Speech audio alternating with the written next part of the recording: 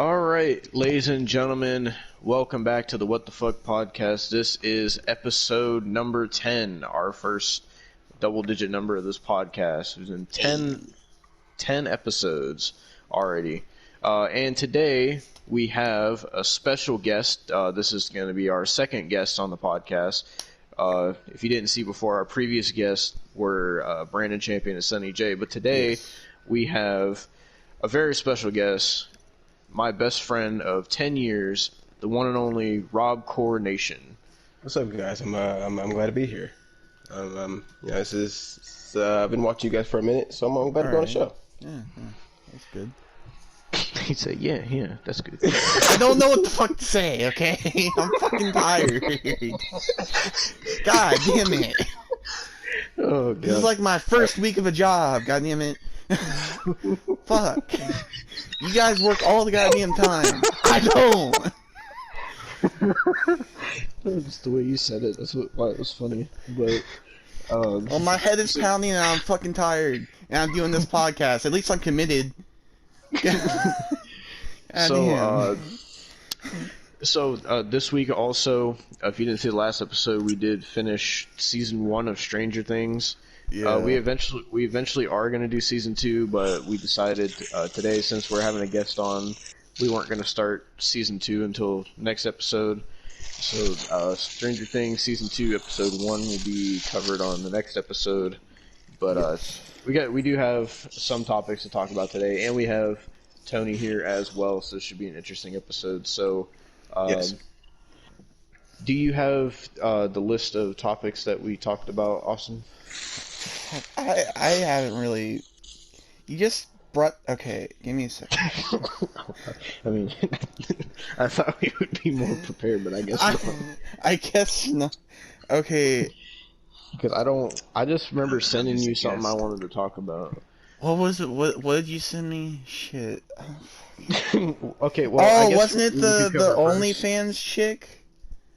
Well, we can get to that, but what we could talk about first is like the big thing that happened yesterday, the second wave of WWE releases this year. We could talk about that. Yes. Okay. Yeah.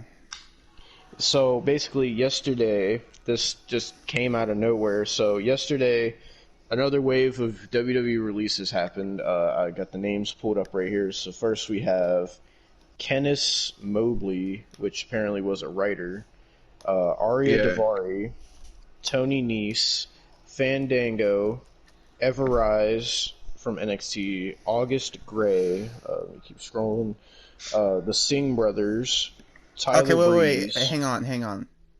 So you're now telling me the only active member of 205 Live's roster is Brian Kendrick? I guess so. Because we looked at a roster list for 205 Live, and the only members on the roster were Arya Davari, the Singh Brothers, Tony Nese, and Brian Kendrick. And now they all got released. Except Brian Kendrick. So, but we got... Give him a minute. Arturo Ruas, I don't know who that is, Marina Shafir, and Kurt Stallion, and lastly, Killian Dane. All got released yesterday. Man, shit. Well, there's one name. Okay, so the writer. Do y'all know about the whole writer situation? No. I do not. So check this out. So the writer that they got rid of, Caprice, whatever her name is, she went on a podcast. Like, she was a new writer. She went on a podcast and started spilling the beans, and was like, "Oh yeah, I'm a new writer. Like, I applied, and they said they wanted someone with experience in writing." She was like, they asked her like, have you ever like watch wrestling? She was like, I don't know. I've never watched wrestling. I don't know. What's his name? Bobby Trashley? Ashley? No, it was Ashley. I'm ready for some type of dude named Bobby something. And then she's going on about, she's a writer and she doesn't know what she's doing. I saw this. I was going to send it to Devin. I didn't know she was the writer that got fired. I know she got hired. Shit. Yeah. Good. God damn. I was gonna have a heart attack if she was gonna be like a head fucking writer. Well, I mean, you guys sit there and think about it. If she's like that, how many other writers are in that boardroom who are in the exact same position as her? I mean, you gotta think she's not the only one that's like, that they hired that's like that. Mm-hmm. So there's gotta be a couple other people that's like, I never watched wrestling. I'm just here for the money. They just paying me good. That's literally what she said. She literally said, like, I don't know what I'm doing. She literally said I had a job somewhere else and they offered me this amount of money, and she was like, I'm not turning down the money.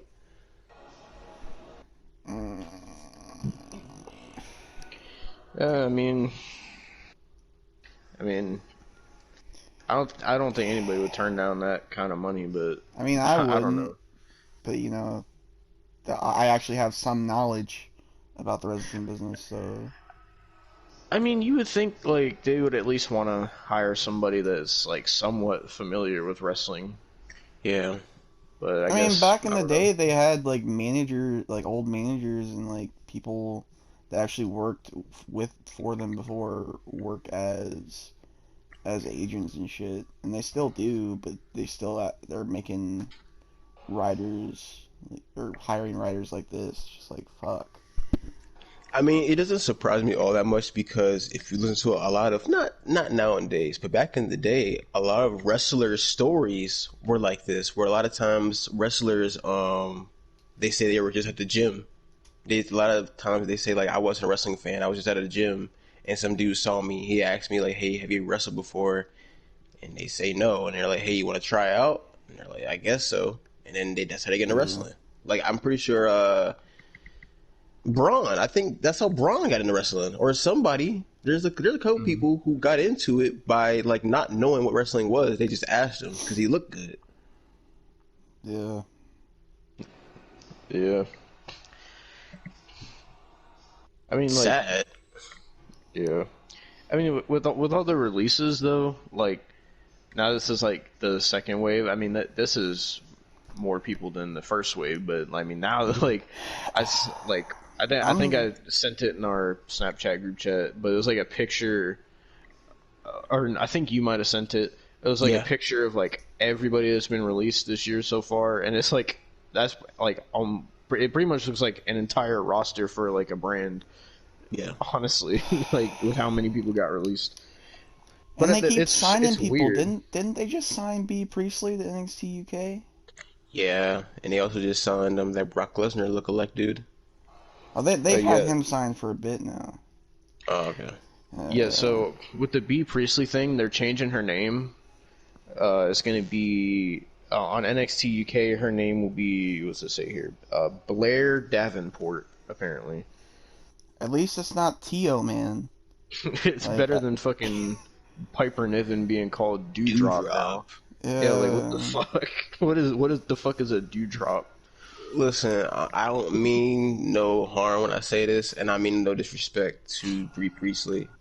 But whatever happens to her on the main roster, I truly don't care. And I'm not trying to be ignorant, but like, no, man, because like we see this. How many times do we see this over and over again? Like wrestlers have to see it too. It's not just us as fans that's seeing it. Wrestlers have to be looking at this stuff too, and have to picture. Like if you Brie Priestley, okay, you're from the UK, and I'm not trying to be ignorant. She's pretty. She's pretty to me, but like you kind of have to like not be naive and kind of look at yourself, look at that company you're applying for, and go, do I fit? Do I see myself being what they want me to be? Mm-hmm. And Brie Priestley, do you think they gonna treat you like Charlotte? Not that you need to be treated like Charlotte, but does she look at herself and think, oh yeah, I can be what Bailey is, I can be what Sasha is, I can be, these people? Or do we need to be honest and say, no, Brie, you probably gonna end up like Ruby Riott? I'm honestly surprised at what they're doing with Rhea Ripley, that they're actually pushing her. Give her a year. Not trying to be funny, but give her a year. Yeah, I mean, I think she'll be good in NXT UK. They definitely need more women over there and more bigger names over there. Oh God, yeah. Like, But I mean, I don't know. I think she'll do good in NXT UK. She'll probably become NXT UK Women's Champion. I think that'll happen. But then she'll I don't know if she'll be one of those people that goes from NXT UK right to the main roster like Piper Niven, or if she'll like do what like Rhea and Toni Storm and Pete Dunne did and go from NXT UK to NXT and then the main roster. I don't know. But I mean, I feel like she'll do good in NXT UK. If she goes up to NXT, I think she'll do decent there. But then if it especially if it's Raw, Yeah, that's what I'm saying. Like, the only way I think she'll have a fighting chance is if she goes to SmackDown. and that's a hard maybe. But Yeah. it's crazy to think like SmackDown could really use somebody like Bea Priestley because their women's division sucks. Like, I looked at their women's division on SmackDown. All they have is Bianca, who's the champ, Bayley, who they keep giving her title shots and she keeps losing, Carmella, and Liv Morgan, and then I mean those are the active women they have on SmackDown. They list Natalya and Tamina on SmackDown, but they're always on Raw now. And they listed Sasha Banks, but she's not there right now. And like that, I think that was pretty much it. So, like they got like 4 women on SmackDown right now that are like active. Of course, they don't have much men either, honestly. So Yeah. I mean, Edge did just come back though. yeah, They already freaking. I I saw today they already booked Edge versus Roman at Money in the Bank. I kind of have an issue with it, but whatever. I've been hearing rumors that it's going to be Cena versus Roman at SummerSlam. I've been seeing those Cena rumors too. I seen the rumors of like Cena and Roman, and then I also seen a rumor of they want to do Edge versus Seth Rollins at SummerSlam as well. But I mean, we'll see what happens. I guess. I don't know. Money in the Bank. I'm not really excited for it, to be honest, because I mean I think Edge and Roman will be good since we haven't seen that one-on-one before. But I mean they're booking rematches because they're doing another Charlotte and Rhea match. I think they're gonna do another Bayley Bianca match. Damn it. Let me go to their page to see if they posted it because I know they posted a couple and I was like, "But they did this match already." Like It hurts even They more did because all those matches. They did they're doing Kevin and Sammy again, and never mind. It hurts because Hear the we're going to be frustration. reviewing Money in the Bank too, and we're going to be fucking watching it. So I mean, okay. So the WWE title match, Bobby Lashley versus Kofi. I mean, I think that'll be decent since we haven't seen that. yeah. But I mean, I don't know why they want to book the same women's title matches again. Because they don't have nobody. They don't know what they're doing. Like, it's either A, they don't know what they're doing, or B, they're really waiting for fans, and they don't want to do anything till fans come back. I've heard something about how Vince is saving the best ideas for the fans. It better be some great ideas. I hope so too, because after WrestleMania, it's been nothing but fucking pain. Yeah. I did not even watch Hell in a Cell. I watched WrestleMania Backlash and I was like, fuck it, I'm not watching Hell in a Cell. It was the same stuff. I mean, were the matches good? If you seen, like, you weren't terrible, but it's the stories. I love matches, and I've said this. I can just watch a match, and sometimes I don't need a story. Sometimes, but when you give me the same matches you've given me since fucking what is it, March? How many times have I seen Kevin and Sammy? How many times are you gonna do this Roman Uso storyline? What do you do? Like, how many times do I gotta see Alexa Bliss? No, don't even get me on certain. How many times do I gotta see Charlotte and Rhea Ripley? How many times? We've been here. Like they're great matches, but it's like you have people on your roster. You don't have to. It's a Monday. Give us a random Charlotte versus Eva Marie. Why? Let's just see if Eva Marie could do it. You got her. Like, if you're gonna waste our time putting her on TV, do Eva Marie versus Charlotte. For what reason? Let's just see if Eva Marie can wrestle. Let them have a good match just to see if she can wrestle. Oh, okay, it's something different. We haven't seen it. I'm tired of going. Never mind. Go ahead. You have some passion in your voice there. I felt that I saw it. My fault. Go ahead. But so for the actual Money in the Bank ladder matches so far, the only people that's qualified is for the men's. It's Big E, Riddle, Ricochet, and Johnny Drip Drip. Who? And John Morrison. He calls himself Johnny Drip Drip now. Yeah, all right. And for the women, it's Asuka, Naomi, Alexa Bliss, Nikki Cross, and Carmella. Oh, I did see that Carmella was actually named in the Money in the Bank ladder match. She didn't even earn it. What the fuck? Whatever. I thought she. It was another fucking Sonya Deville ploy. I'm starting to hate Sonya Deville. Honestly, like her character. Yes, all she does, her character. Charlotte in title matches. She keeps putting Charlotte in title. Yes, yeah. She keeps putting Charlotte in title matches. She puts Carmella in the Money in the Bank match without even earning it. She does all this dumb shit. It's like, I like her as a person, but not this character is not fucking it. It's not. It's fucking dumb. Yeah. She trash. Man. One thing that was confusing to me, which I didn't understand, is they did 3 qualifying matches on Raw,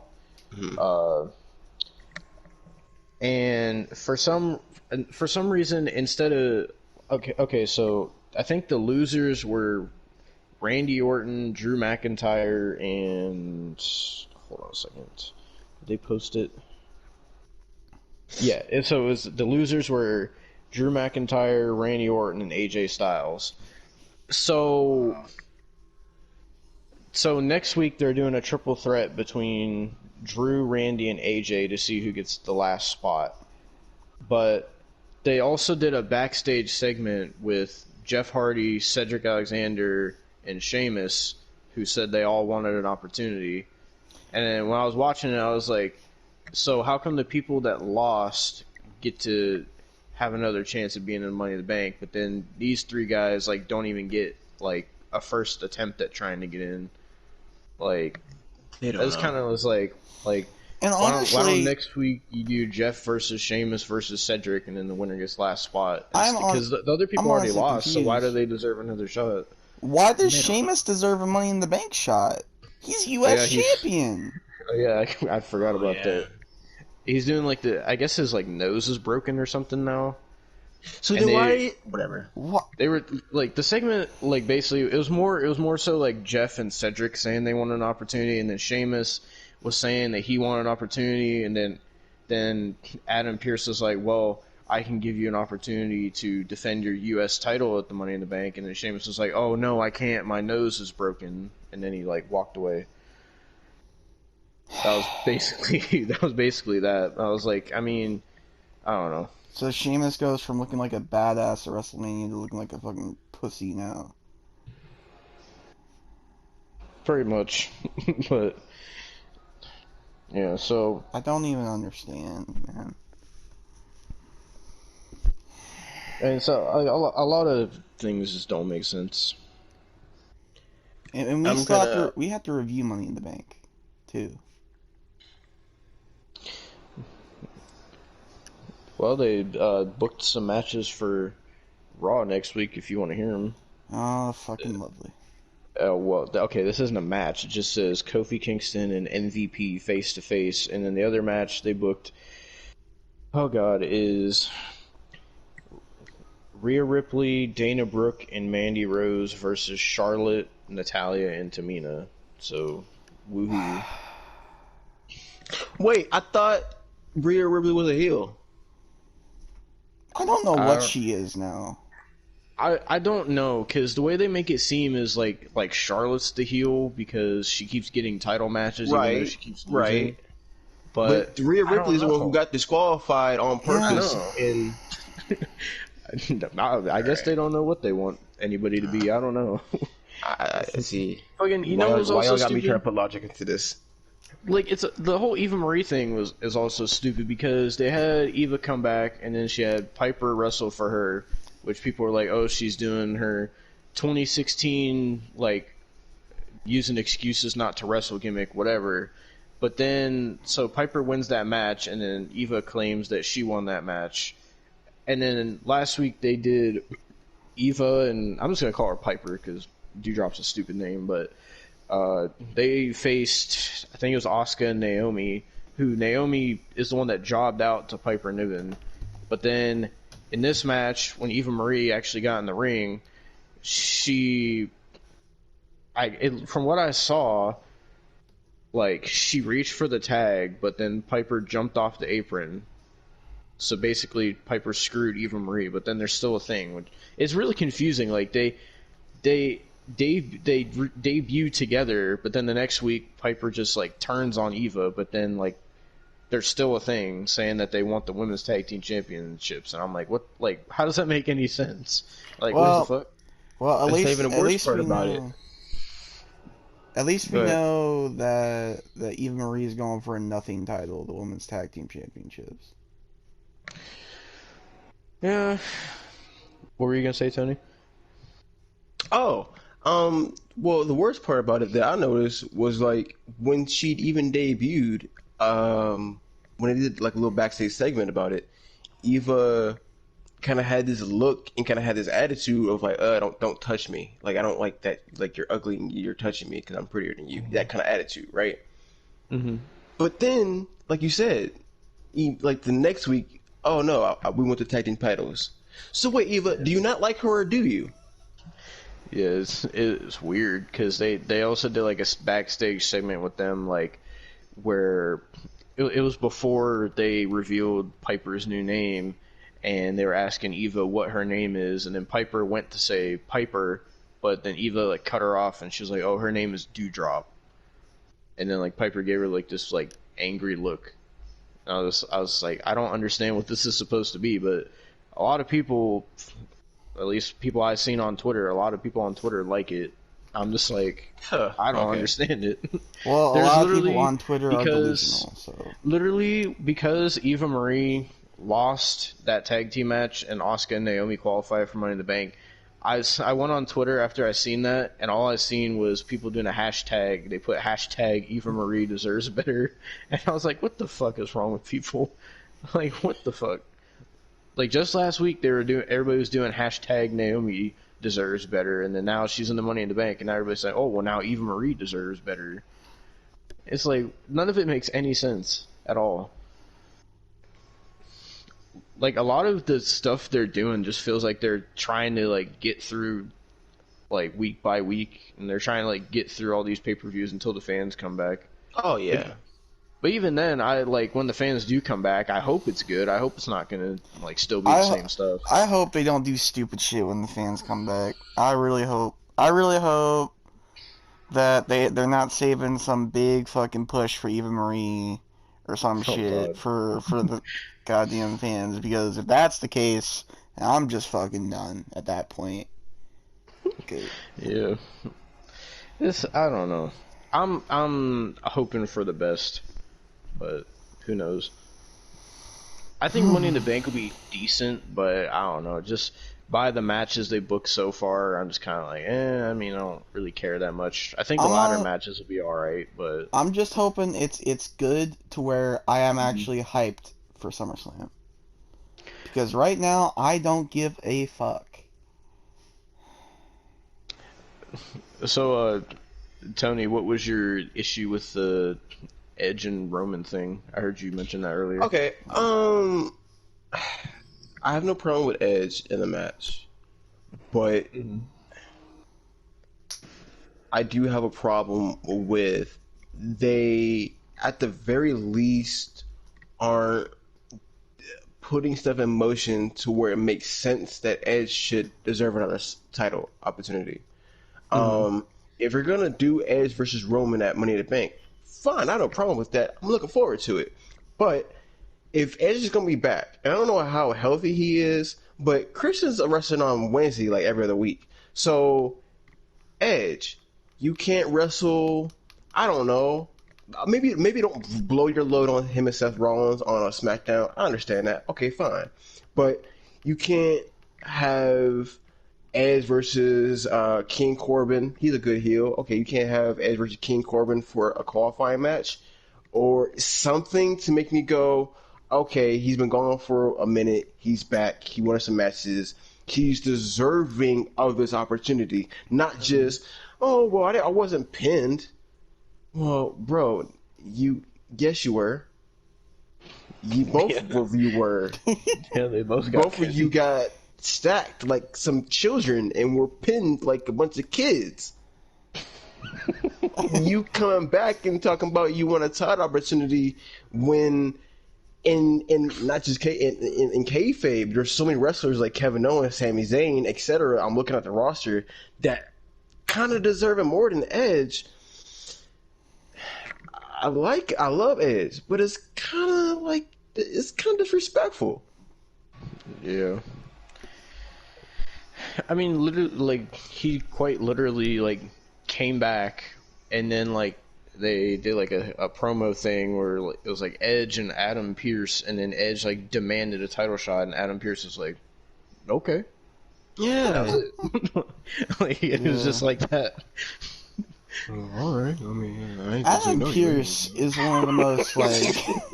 Adam Pearce is like, one of the biggest fucking stepping stones that just gets stepped on every fucking week. Yeah. Hey, Adam, I want to face Roman for the title match. No, okay. I mean, I ain't gonna tell you. Well, I still don't get how it makes sense, because, like, Edge is like, oh, I demand a title match against Roman. Okay. But then you have, like, Jeff and Cedric and Sheamus being like, oh, I want an opportunity at Money in the Bank. Oh, I can't do that. Oh, yeah, that's true. I can't do that because we already got the losers facing each other next week, so you guys are you ain't on that level yet. So. Yeah, y'all out of luck. Nah, you guys are jobbers. It's not like Ricochet's lost, like, the past 6 months in every match he's been in. But, fuck it. You know? This is, I don't know. I mean, like, of all people, like, you got John Morrison in there as fucking Johnny Drip Drip, and he's done nothing but he'd lose with the fucking Miz, who's in a wheelchair now. Like, he's not winning it. And if they do have him win it, then I'm gonna... If they have John Morrison win it, I will... I don't know what the fuck I'll do, honestly. I don't know what the fuck I'll do. Something blasphemous. You'll show some respect, damn it. I don't even know why they even still do the Money in the Bank. And I don't know. I love it, but at the same time, for the past couple of years, they haven't really done it right. Like, imagine how more hyped it would have been if they still did the Money in the Bank at WrestleMania rather than like its own pay-per-view. Like, it would have been like way more hype. Yeah. But yeah.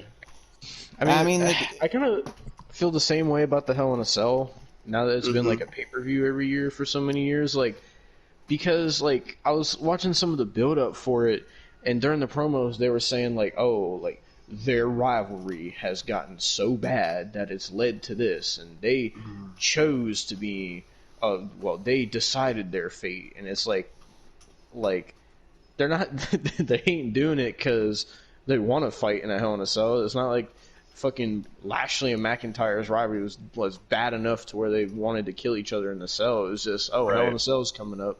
We gotta do Hell in a Cell matches. They did 4 Hell in a Cell matches. Yeah. They did Roman and Ray on SmackDown. Ray got his fucking ass whooped. And then they did I think it was Bianca and Bayley in the cell, and then they did Bobby and Drew, And then on Raw, they did Bobby and Xavier Woods in a Hell in a Cell. And the only reason they did it on Raw was because USA was mad that Fox got a Hell in a Cell match and they didn't. And USA has 2 wrestling shows. Why are they fucking mad? I don't know. Because it's not fair, apparently. I don't know. They're crying like fucking Caillou. God damn. Does anyone else think that the Hell in a Cell being red still looks stupid? I've always. So. It strains my eyes. Yeah, it really is. Also, none of the matches that were in the Hell in a Cell, like you said, needed to really be in the Hell in a Cell. Yeah, like every year now, it just feels like they do it just because it's the Hell in a Cell pay-per-view, so we gotta have Hell in a Cell matches. At this point, I think it's because of all the gimmick pay-per-views, Elimination But Chamber. they don't even use it. Yeah, I know. I think for the gimmick pay-per-view, I think the Chamber is okay. Chamber's okay, yeah. Like the Chamber's all right. I just think the two worst. I just think the two worst ones is Hell in a Cell and Money in the Bank because it's just like if we're putting these in there, we should obviously put Extreme Rules because that has always fucking sucked. But you know what? I don't mind that because like if they're using a bunch of weapons in a match, like it's like okay, I don't know. It's different. I feel like it's like a different vibe. Like I don't care if it's extreme. If they use a kendo stick, that's less egregious than you having a giant red cell blocking my vision and not even using it. True. God, do you remember when they had the red cell and then on top of that they did the Fiend and Seth with the red lighting and the red cell? Don't remind me. My fucking eyes were watering by the end of it. Oh, you know what stupid shit I saw? So I saw like the advertisement for Rey Mysterio and Roman in the Hell in a Cell, and they legit said that was the first. They said the first time the Universal Championship has ever been defended inside the cell, and I was like, wait a minute, did they forget about? Seth and Rey? And was Seth, Universal Championship and Seth and Kevin and Roman and Braun. I was like, did they just forget about that? Like, it's far from the first time it's been defended in the cell. Let's be honest, they kind of forget their own continuity all the time. Oh yeah, I remember because they did. It was I forget who was in it, but it was a last woman standing match, and they're like, "Oh, I'm pretty sure it had to do with Raw," and they're like, "Oh, it's the first ever last woman standing match," but they forgot that they did one with Asuka and Nikki Cross and NXT, which that was the first ever one they did, but they kind of just said, nobody remembers that. Not only that, they're looking at Piper Niven and they're like, "Who are you? Who is she? She's in your company. She's on NXT. Go on the network. What do you mean? Who is she?" Yeah, I remember because people were shitting on Corey Graves because Corey Graves was like, he was like, "I have no idea who this is. I've never seen her before." And people were like, "You do realize you commentated one of her matches, Corey, so that's kind of funny." Yeah, and fucking people were like, "You do realize that she's on a show that's run by your company, and she's well known on it." I mean, the sad thing is there is some fucking mouth breathers or some shit that actually think, "Oh wow, who the fuck is this?" I mean, to be fair, not a lot of people thing. watch NXT UK, so I don't. That. I haven't watched NXT UK since December. But the thing that doesn't make sense to me is why, like, the commentators wouldn't know, unless somehow Vince McMahon had no idea who she was. But I mean, he had to if he brought her up. No, Vince doesn't know crap. You think he knows who? No, he didn't know. If anyone who didn't know, it was Vince. He's the only one in the room who didn't know. Everybody else was like, "Oh yeah, Vince, she's good." I'm telling you, this is how it probably is always in the back. They probably are like, "No, Vince, she's good. Like, we look at her all the time. Like, let's bring her to the main roster. Is she pretty? I mean, she's blonde, kind of. She got a little weight on her. Nah.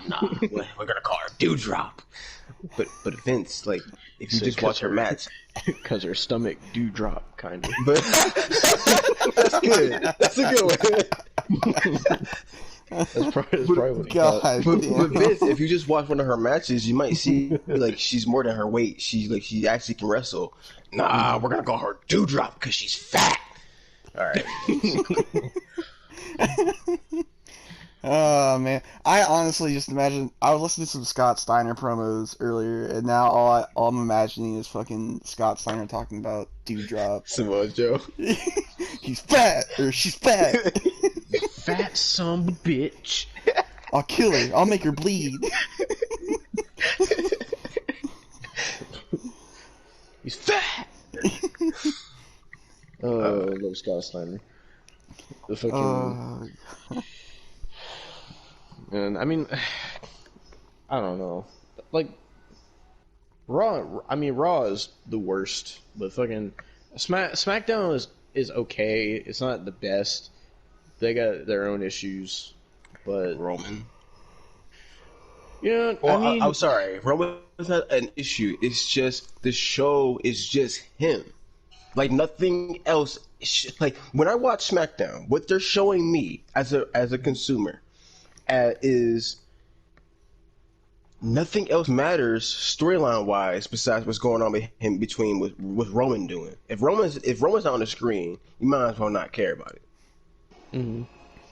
Yeah, I mean that's true because like they have him on the show like in like way more segments than anybody else, and like they'll be like, oh, this big thing's happening with Roman Reigns, like they'll be like, oh, Roman Reigns starts the show this week, and then like after Roman's gone, they'll be like, oh, by the way, here's Big E versus Apollo Crews. And after the commercial break later on tonight, Roman Reigns will be coming back out. So stay tuned. I think 1 week all I heard from SmackDown. 1 week all I heard from SmackDown was Roman Reigns, and then people were fucking clowning Otis for shaving. Me and oh yeah, so yeah, people were saying he looked like Kirby. And, like they would say he looked like Majin Buu from Dragon Ball. Like, they were roasting him. Oh man. Yeah, SmackDown really lacking challengers for Roman, like bad. And yeah, man, John Cena better come back ASAP because I'm tired of Roman playing Two-Face with his cousins all day. It's like at first it was like, okay, that's really smart and I like your attitude, but it's the same stuff every week. 1 minute he's cool with them, the next minute he's like, I don't need y'all. It's like, are you cool with them or not? Do you like your family or not? Which one is it, Roman? Pick one. Roman Reigns should learn to live his life a quarter mile at a time. Yeah, like if they're all gonna be a family, that was hilarious. If they all gonna be a family, like let them be a family and let Usos be healed with Roman. If they're gonna be face, let them separate from Roman and let them fight Roman on. I don't know. They keep going back and forth, and it's just like the storyline's not even going nowhere. That's why I'm mad. I can't even like see an ending to what they're doing. You just keep flipping. You just keep flip flopping Roman's emotions of where's Jay? Where's your brother? I don't know. Okay, I need your brother. I don't need you. I need your brother. And then it pans to Jimmy or Jay, whichever one. Cut to them looking at the floor, sad. And then Roman seeing his reaction to him looking sad, going, "No, I mean, we need your brother. Go get your brother because we need him. Because without your brother, we're not a whole." And then cut to one of the Usos walking away, and then cut to Roman like, get the fuck out of here. It's the same stuff. It's like a fucking episode. It's like a conflict in fucking Family Matters, but it's just the table edition. What the fuck? Yeah. And I don't get a problem with it because it is a good storyline of like personal, like families. But okay, are we getting into? Are they gonna jump him? Like, is Jimmy going? Are they gonna move away from Roman? And are they gonna fight? What we doing here? Yeah, I'm bored. I mean, speaking of Family Matters, do you want to talk about Fast and Furious now? Yeah, we can get to Fast and Furious. Oh god. Well, I'm gonna leave you guys to this because I don't know nothing about Fast and Furious. So we went and seen this yesterday because the Regal Cinemas around here finally opened back up. So this is the first time we've been to the theater. Like we actually went in the theater and saw it. This is the first time we did that in a long time. It felt good, to be honest. Yeah, it did. But this movie, I mean, some of this stuff I kind of was going into it, and I was like, yeah, that's typical Fast and Furious. Like mostly like the action stuff and the driving stuff. I was like, yeah, that's typical Fast and Furious now. But then like just the other stuff in the movie, I was just like, I was not expecting that. And then when it came to the fucking emotional scenes, I couldn't even concentrate. Oh yeah, those were the worst parts of the movie. I'm gonna be honest. Vin Diesel he's not a good emotional dude. Like his face does not, he can't convey I'm sad. Like he can't convey that in his face well enough. He looks constipated. Yeah. I was just like, every time it would go to like, because there's a lot of it in the movie where like Vin Diesel would be talking to somebody and he'd be like trying to get all emotional, and like I couldn't hear any what he was saying because every time he did, like I would just hear from like my left, all we hear is Tony. Every time Vin Diesel was saying like some kind of like deep like emotional thing, all I hear is family. You gotta do it for family. You gotta live your life a quarter mile at a time. I just kept hearing that every emotional scene. And also, I should mention that when we went to see this, like, no bullshit, like, me and Tony were legitimately the only two people in the theater. Oh yeah, I'm gonna say this. For this being Fast 9, for this being the Night Fast movie, I know it was early, but movie theaters are back open. Wait a minute. It was the opening day. I expected someone to walk in late and be like, Wait a minute. So you're telling me I went to see like Peter Out of My Family like a couple weeks ago, and that had more people than Fast and the Furious? It was just it was me and early, Tony. so I'm guessing people came at night. But the time when we went, not a single soul. Kid. When I watched the only Peter Out, customers in the theater in general. what? You know what? You sure as hell is right.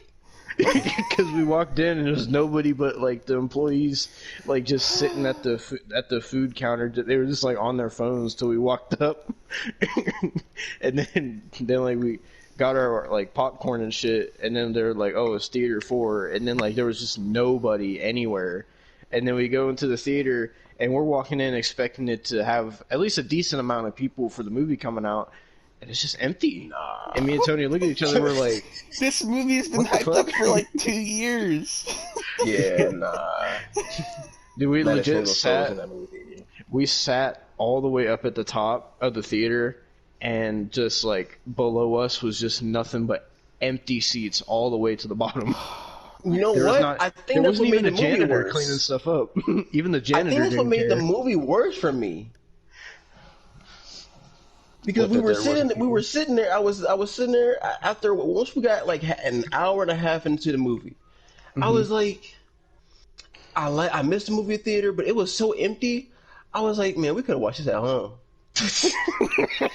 Yeah, I mean, the way the movie goes, like Tony was telling me this after we got out of the movie theater, they could have just like mentioned it, and this movie wouldn't have even been a thing, because the movie was basically about how like after the last one, like Dom and Letty are living in peace with their kid or whatever, and then like all of a sudden fucking Ludacris and Tyrese and whatever the other chick's name was just come out of nowhere, and they're like, oh, Mr. Nobody's plane got shot down, we gotta go see if he's alright, and we gotta signal to go track it. And then like Vin Diesel is, I'm just gonna call him Vin Diesel's just all like oh, I don't think that's us anymore, that ain't our life anymore, it's about family now, family. Yeah, bullshit.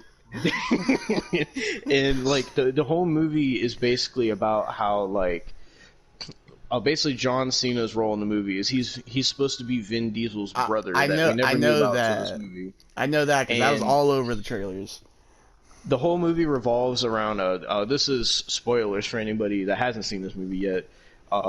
Basically the movie revolves around how when Vin Diesel and John Cena were younger when basically their dad died in a NASCAR accident, and it's ended up that Vin Diesel finds out that John Cena is the one that, well, he thinks John Cena is the one that rigged the car to crash, but it turns out it was the dad that wanted John Cena. Wait, before you go any farther, I just want to say this. Before you go any farther, I just want to say this. That's such a huge leap in logic. I don't know. Like the reason the dad wanted to die was because apparently the family was in debt or something. It was confusing. So then like he wanted the car to be rigged to explode. It was really confusing. So Vin Diesel thinks that John Cena killed their dad, so he's all angry at him the whole movie, and basically John Cena is working with these evil people to steal these two halves of like this spear, and it's really confusing. And so they also have to get the key for the spear because without this Asian girl, they can't put the two halves of the spear together. Hey, this movie is stupid. This movie is dumb as heck. The more we think about it, this movie is dumb as heck. Keep going. Like, and this is gonna sound even dumber, Austin. So, one of the ways they have to stop everything that's going on is Ludacris and Tyrese have to fly a rocket car into space to drive into a satellite to destroy the signal. Can I get into all the dumb stuff in this movie? Okay, before you do that, I'm gonna let everybody know. This is gonna be the movie that I'm gonna tell people why I don't fucking watch the Fast and the Furious. What the fuck? Go on, Tony. One part he left out about that whole thing is if you've seen the third one, Bow Wow and the one dude from the third movie are in this. Okay, so keep that in mind. So remember the third one, if you've seen the third one, you know, they in Tokyo, they drifting, you know, whatever.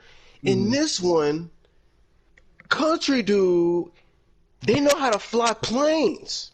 They know how to Not only do they know how to fly planes, at some point in their tenure, they got their masters in engineering and rocket fuel. Because these mother truckers is over here making rockets, putting them on cars, and somehow they don't explain it. Literally, don't go into this movie asking questions. They have an airstrip by themselves. They can fly planes. They can fly cars. They can practice. They can practice doing their little rocket car by themselves on an airstrip. No explanation. No cops. No nothing. They just do it. Well, you know what the dumb thing is about that though? They literally tested the rocket car next to a military jet, so they have to be by a military base because they tested the car next to a jet. So how do they get away with that? You cannot fly into number one, let alone space. You can't fly in the air without talking to other air marshals about, hey, we're going up in the air. Like, the movies in particular are very particular. Many movies have shown this. You can't just go flying in the air. You gotta hit up multiple different airplanes of like, hey, we're going, this is where we're gonna land, so-and-so, because there are other airplanes in the air, and you don't want to hit them. Yeah. So you don't just... Alright. Everything is so dumb in the movie. So let's go back, Lo. Let's go back. Oh god. Oh god. Let's go to Jacob. Yeah, Jacob Toretto. All right. Before we get to him, hang on a second. Okay. All right. So let's go on Jacob. I do not have a problem. First of all, John Cena's not bad in the movie. He's not. He actually, if anything, probably the best part of the movie. But besides Ludacris and Tyrese, John Cena, and seeing John Cena act and not wrestle just to see is John Cena gonna be good in this movie? To be honest, John Cena was a better actor than Vin Diesel. Oh to be my Yes. fucking god! Cena being somewhat evil is not bad. Like Cena, because he's not a he wasn't what I thought he was gonna be. I thought he was gonna be a very hard. I'm strong. I'm dumb. I really thought that's what they were gonna go. He's kind of not. He's kind of like he kind of plays this rich, insecure. Like I'm trying to replicate like how he was talking. Like, Dom. Like you see, like, I got this spy game on lock. I'm Dom. Like there was a way Cena was talking that I liked it. It wasn't bad. His story though, they had to have there had to have been another way to get Cena into these movies. Yeah, because basically that's what Tony was talking about when we like came out of the movie. Because basically the whole movie was just about like Dom going after his brother and trying to stop him, and like the whole movie, Tony was saying could it like the whole brother thing could have just been like, oh, by the way, this is my brother. We've been cool for a couple years, and that could have been Literally, it. this is the entire movie. There are no stakes. The stake, that little, I was watching the movie and I didn't care. They were telling me, oh yeah, this, I'm going all over the place, but essentially, John, yeah, Dom is mad at him, so he decides, okay, since I'm not with the family anymore, I'm going to join a secret spy organization, and for multiple years, I'm going to work up this plan to work with this rich dude, and yeah, we're just going to take over a bunch of satellites, and we're going to take over the world, basically, just because you believed I killed Dad, and because I can't be an adult and talk to you like a real human being, yeah, I'm just be a super spy now. It's because I couldn't beat you in a street race. Yeah, I'm never allowed to come home again. So What the fuck? you and the entire planet. We're doing. They keep doing these flashbacks of showing Dom because they're really trying to show you flashbacks to show you that he's had a brother and this is why he hasn't been here. So yeah, like Devin says, Dom thinks Jacob killed his dad, and Jacob has been gone for a while. So something happens where Dom got to a fight and he's in jail. And while Dom was in jail, Cena's character as a kid or a teenager or however old he was, he's doing street racing just like Dom was. So Dom is out of jail thinking that Jacob killed his dad. And instead of going up to him and is like, hey, yo, I know you killed Dad. I'm calling the cops. He goes, yeah, I know you killed Dad. And let's race. He said, If you win, we cool. If you win, no problems. I don't got no you cool. But if you lose, you can't ever come home again. He said, I remember he said, if you win, you can come back home. But if I win, when the race is over, you keep on driving. And don't you ever come back. Oh my fucking god! It's just so dumb. So I'm like, okay, if you think he killed your dad, if he wins this race, all right, so you cool? Yeah, I mean, like, just because he beat you in a race, does that like disprove that? Like, I'm So the fate of whether or not your brother is gonna be in your life or not, because you think he kills your. So you will forgive your brother for killing your dad if he beats you in this race right now. All right, cool.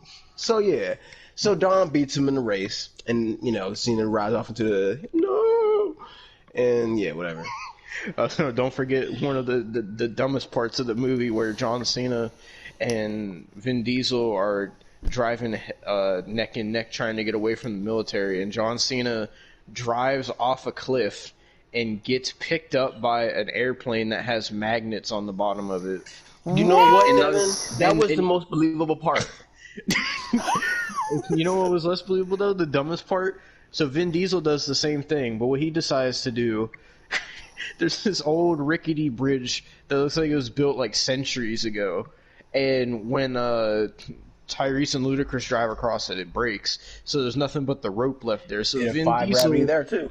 he drives up to the rope of the bridge, grapple hooks his car onto the rope, and swings over a fucking chasm onto the other side. Crashes into the side of the building, rolls a couple times, and they are fine. Dude, they were even being like, they were like kind of like being meta and breaking the fourth wall because they kept having Tyrese say like, you ever notice like how many times we survive all these car crashes and shootouts? Like, I think we're more than human. I think we're invincible. And they're just telling him that he's annoyed. Yeah. Because when we were sitting there, like all this was happening, when all this like crazy shit was happening, Tony was like, "That's not how that happens." He's like getting really frustrated, and when there's one scene where like John Cena had to jump off the top of a truck, and he landed super hard on a hood, and he was just like, "Oh, I'm fine." Tony was like, "No, you fucking die." No, he didn't jump. He was he got flipped. Remember? Oh yeah. He was flipping through the air. Dom said while he's being flipped through the air, Dom is driving the car, sees John Cena flipping in the air, goes, "Oh, I got you, bruh." Drives super fast and catches him. So Cena is flipping and lands on the hood, and he's all, "Thank you, bro. Thank you for catching me. Well, you welcome, bro. That's it." But I kid you not, he's not the only one. Letty, 30 minutes earlier in the film, did the same thing. They do the same thing twice in this movie, where a character flips through the air, not jumps, not just flies. You literally see their body flail for a couple seconds, like a little doll, and then they just land on top of the roof of the car, and they're just, "Oh, okay." Like at the very least, you can't give me them landing on the car and them going, "Ow."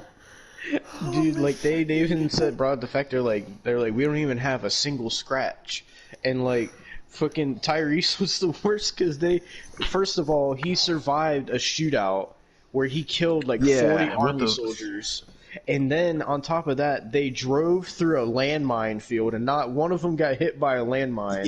Yeah. But the back of Tyrese's big truck gets blown up, and he's driving this truck that's on fire.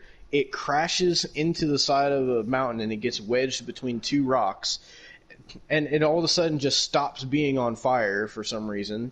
And then Tyrese climbs out, and you know, it's even dumber. Right under where his car was stuck, directly under it, there's a perfectly placed landmine right there. And Tyrese opens the windshield, jumps, rolls, and almost gets... he misses the landmine. The car falls and looks it looks like it lands on him. And then Ludacris and the other chick are like, "Oh my god, he's dead!" And then he fucking like Tyrese just walks up like fucking Michael Myers walking out of the flames, and they're just like, "How are you not dead?" Yeah, and they go, "How are you not dead?" He just goes, yeah, this literally thing. He's like, "Man, I don't know." And then he got in the car, literally, and god damn.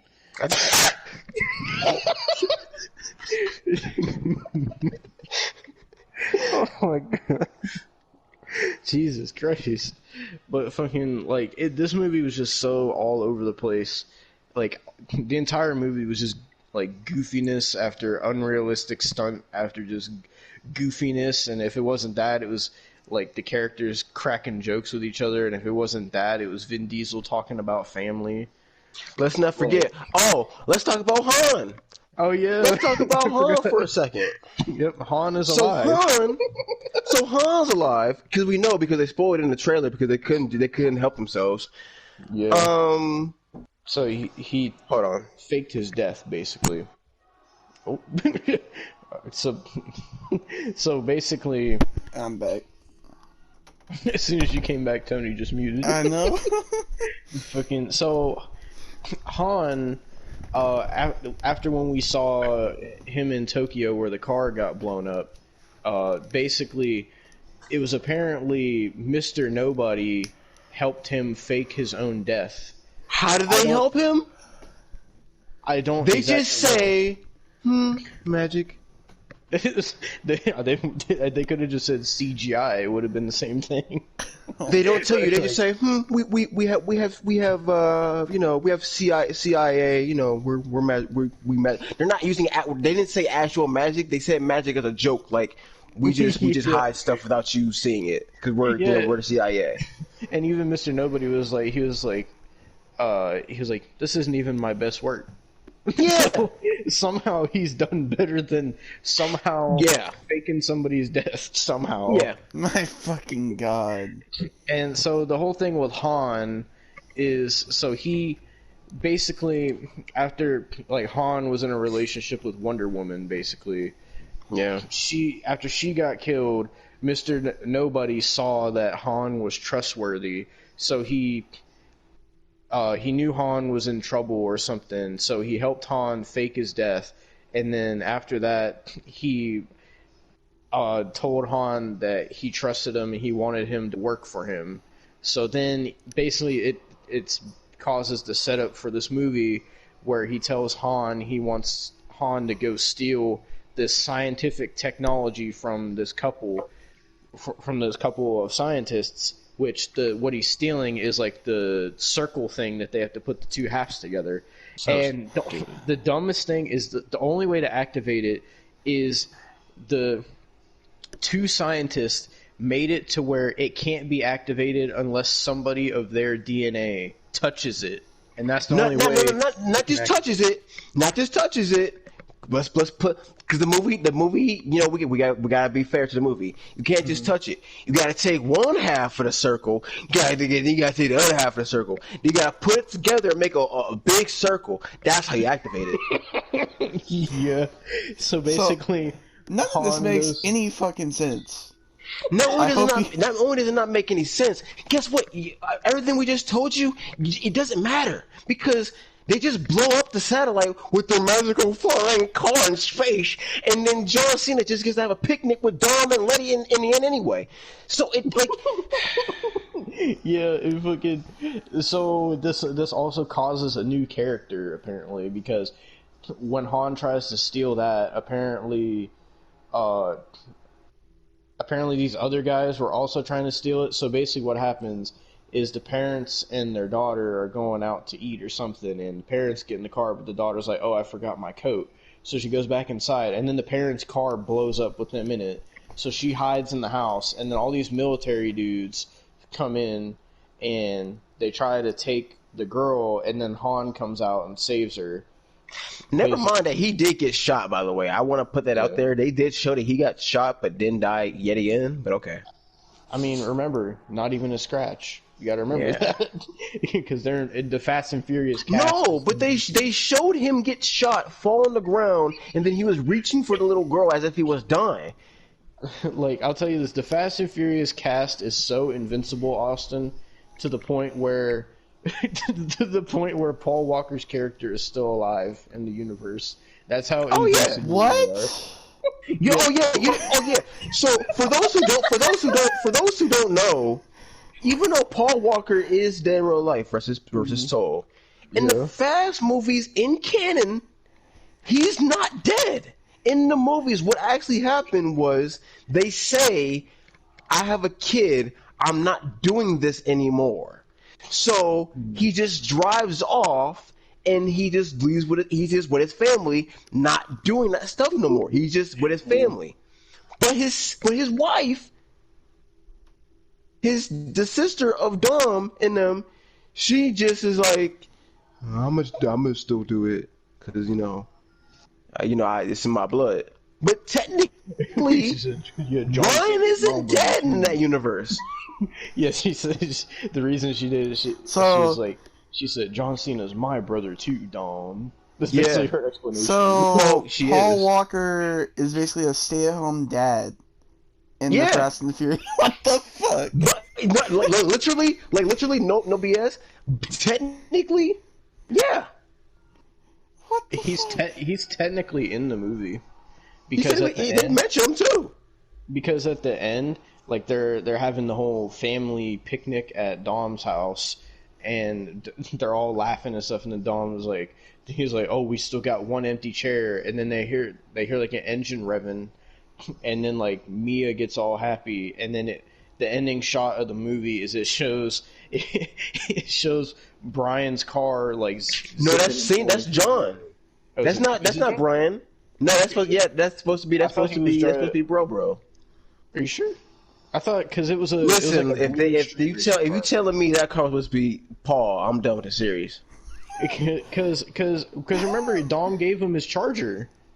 I know, but I was under the impression that when he drove off, it makes sense because he's still alive in the canon. So, I mean, I know, but and it looks like one of the cars he drove in the first couple Fast movies. dude, if you telling me that was supposed to be, if you tell me that was supposed to be Brian, I was for sure they was like that was because they do that because here's okay.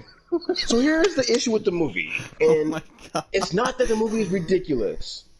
It's the fact that this whole movie, they're doing all this convoluted, weird plot, science, space, spy stuff of a magical orb and a little girl with DNA connected to the orb that can be activated with it. Who can do kung fu? Because he's Asian. Of course, you can do kung fu. Oh my god! All this with all this stuff about a special rich dudes and taking over satellites.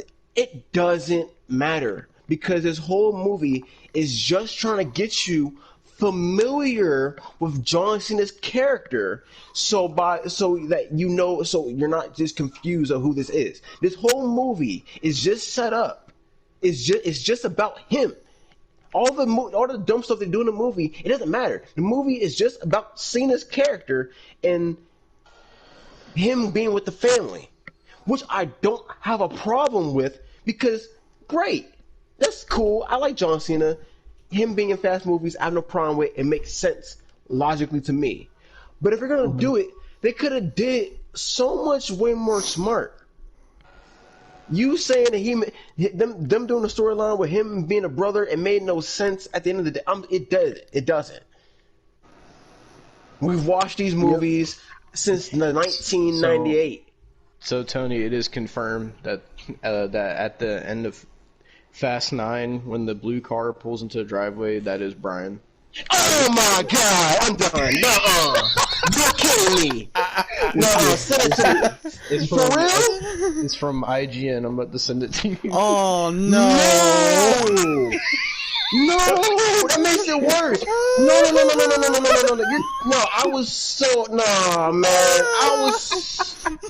I need a minute. I need a fucking minute. No. We're not. No.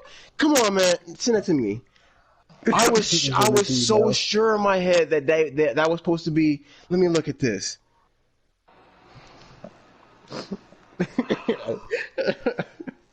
While there are two more sequels planned, Fast 9 almost works as a finale to the 2 decades old Fast and Furious saga, ending on a sweet note about a family, because of course it's always about family, that also keeps the spirit of the late Paul Walker and his character Brian O'Connor's alive. There's also a mid-credit scene that nods justice for Han. Fuck you. Okay, here we go. Fast 9 director Jocelyn has confirmed that Brian O'Connor is still alive in the Fast and Furious universe.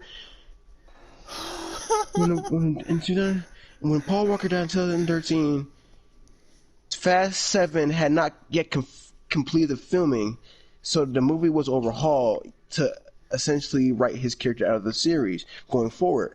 At the end of Furious 7, Brian and his girlfriend Mia Tretta flee to the outlaw life in order to raise their children. That's what I just said. And while the specter of Walker looms over the Fast films and Brian and Mia have mentioned the series avoided directly bringing Brian back until the very last scene of Fast 9. Yep. In the Fast 9, Mia rejoins Dom and the crew to track down the stop it. The last scene of Fast 9 is where the car pulls into the driveway. That blue car was him. Yep. Fuck this series, man. Oh my god. What? Oh, my head hurts. Hey. Goddamn. I'm Yep, genuinely. Hey, listen. I is 100% genuinely his feel. car. I'm genuinely shocked. Yeah, I just looked this up. That was 100% Brian's car at the end. Oh my fucking I'm about to god. send this to you, Tony. Oh no, don't send him any more things. It's gonna fucking. He's gonna I overload. was so sure because they did that in the last movie because they do this. They do this in every single Fast movie where they face the bad guy. The bad guy turns out I wasn't really bad. I was just whatever. He helps them out, and then they have a cookout in the end. We're all buddy but family. So I thought that's what that was. I thought, okay, Cena, because they made up. Like, spoiler alert. Spoiler alert, it turns out, no, Cena didn't kill his dad. Like Devin said, his dad told him to do it. Dom found out. And then, of course, Dom and Cena, they team up in the end. And he's like, oh, because you helped me, I owe you a 10-second car. And, like, gives him a car. And then Cena drives off. And, like, he said at the end of the movie, I'm thinking, okay, car about to pull up. It's Cena let you know. Cena's in the cookout now. Fast 10. Cena's with the crew. Cool. Because I'm like, okay, that's what this movie, that's what it felt like. It felt like a setup to get you familiar with Cena for Fast 10. So when he's with the crew, it's not just stupid. You got to have a backstory as to why Cena's here. I get it. You mean to tell me that wasn't him? I just sent you the picture. That's the exact car that's at the end of the movie. I just looked it up. that is 100% Brian. Oh my gosh. I'm done with this series. Oh my gosh. Okay. Well, since we got this realization, do you want to get to another topic? I mean, I got- I can keep going. I'm good. I do you want to give Well, the official rating for Fast and Furious 9? just give a rating, and then I was gonna get to a topic that I saw this week. How are they gonna do it? He's not alive. He's dead. The actor's dead. Like, no. Because like I understand he has brothers, but you can't just put CGI over his brothers and just have him speak. Maybe they could have a hologram of him in the next movie.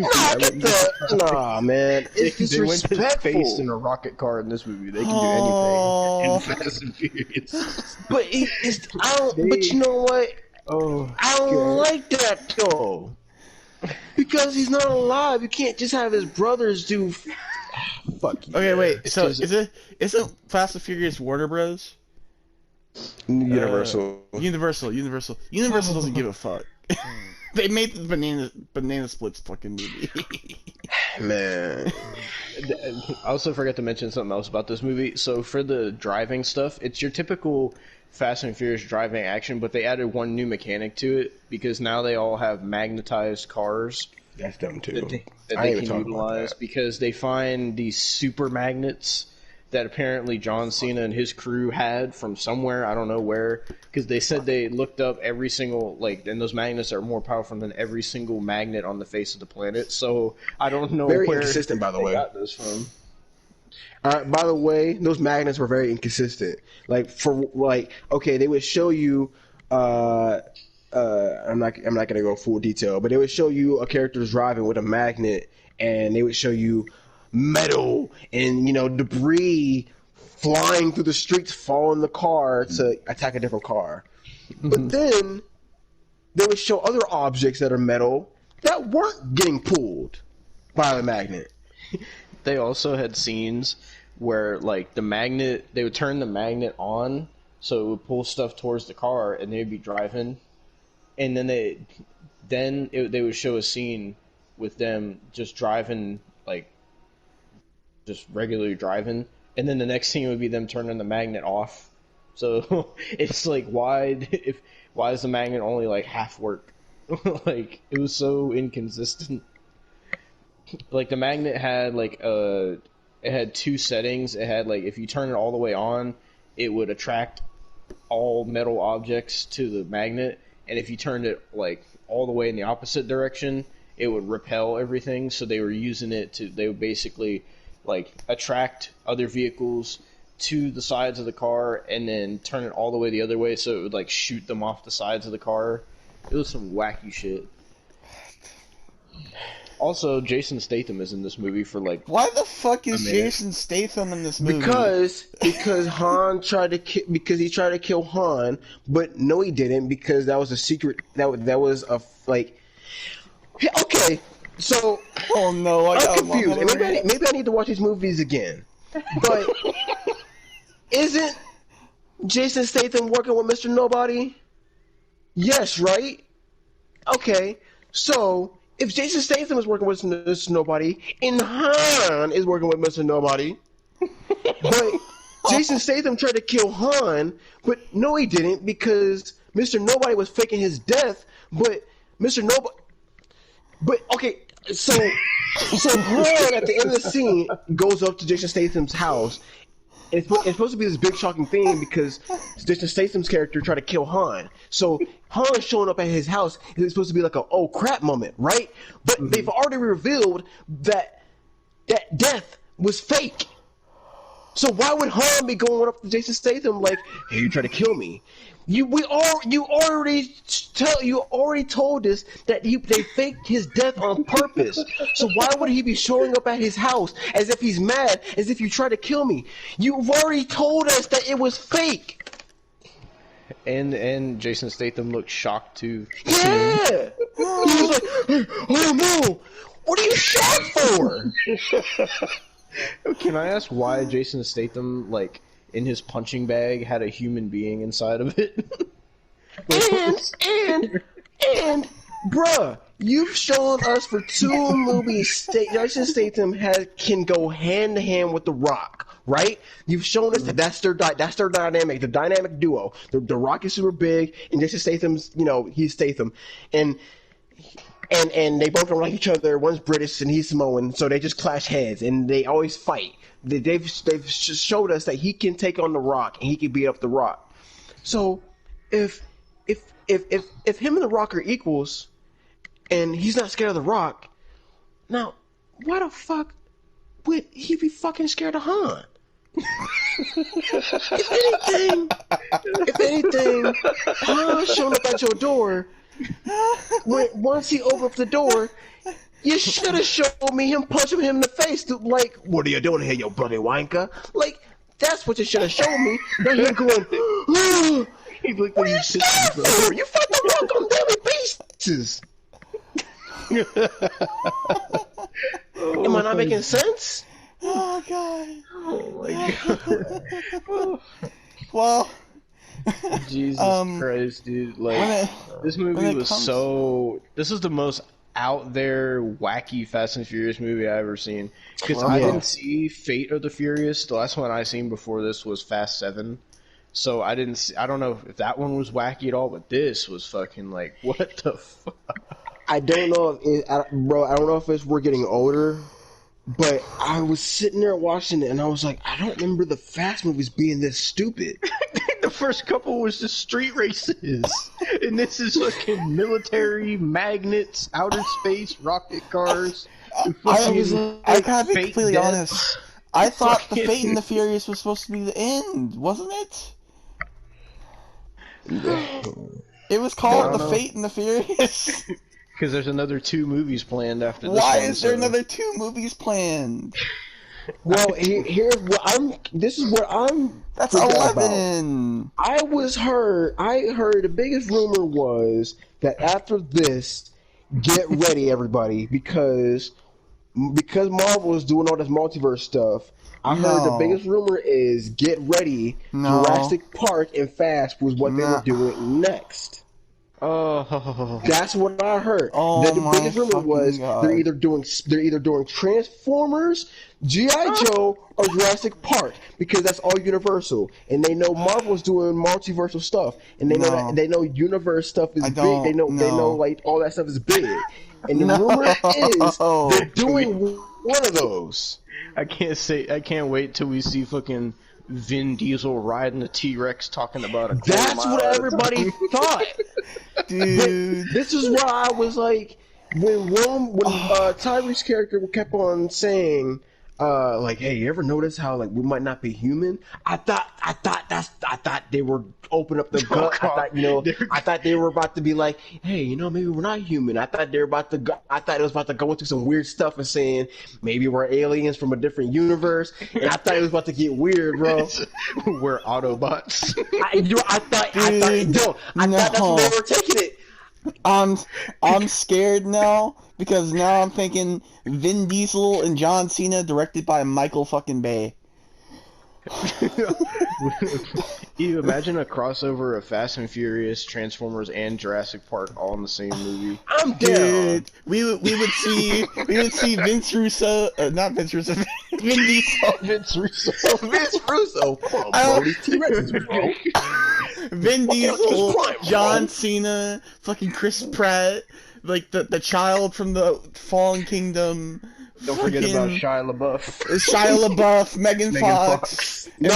Michael Bay directing. It would be Mark Wahlberg. Oh no, yeah, Mark Wahlberg. But Wait, when how it's would Michael that work, Bay, though? when it's Michael how would Bay. Wait, how would that work though? Because if John Cena's in it in Fast and the Furious, isn't he Bumblebee too? Yep, that's Yeah. No question. It don't matter. It doesn't matter.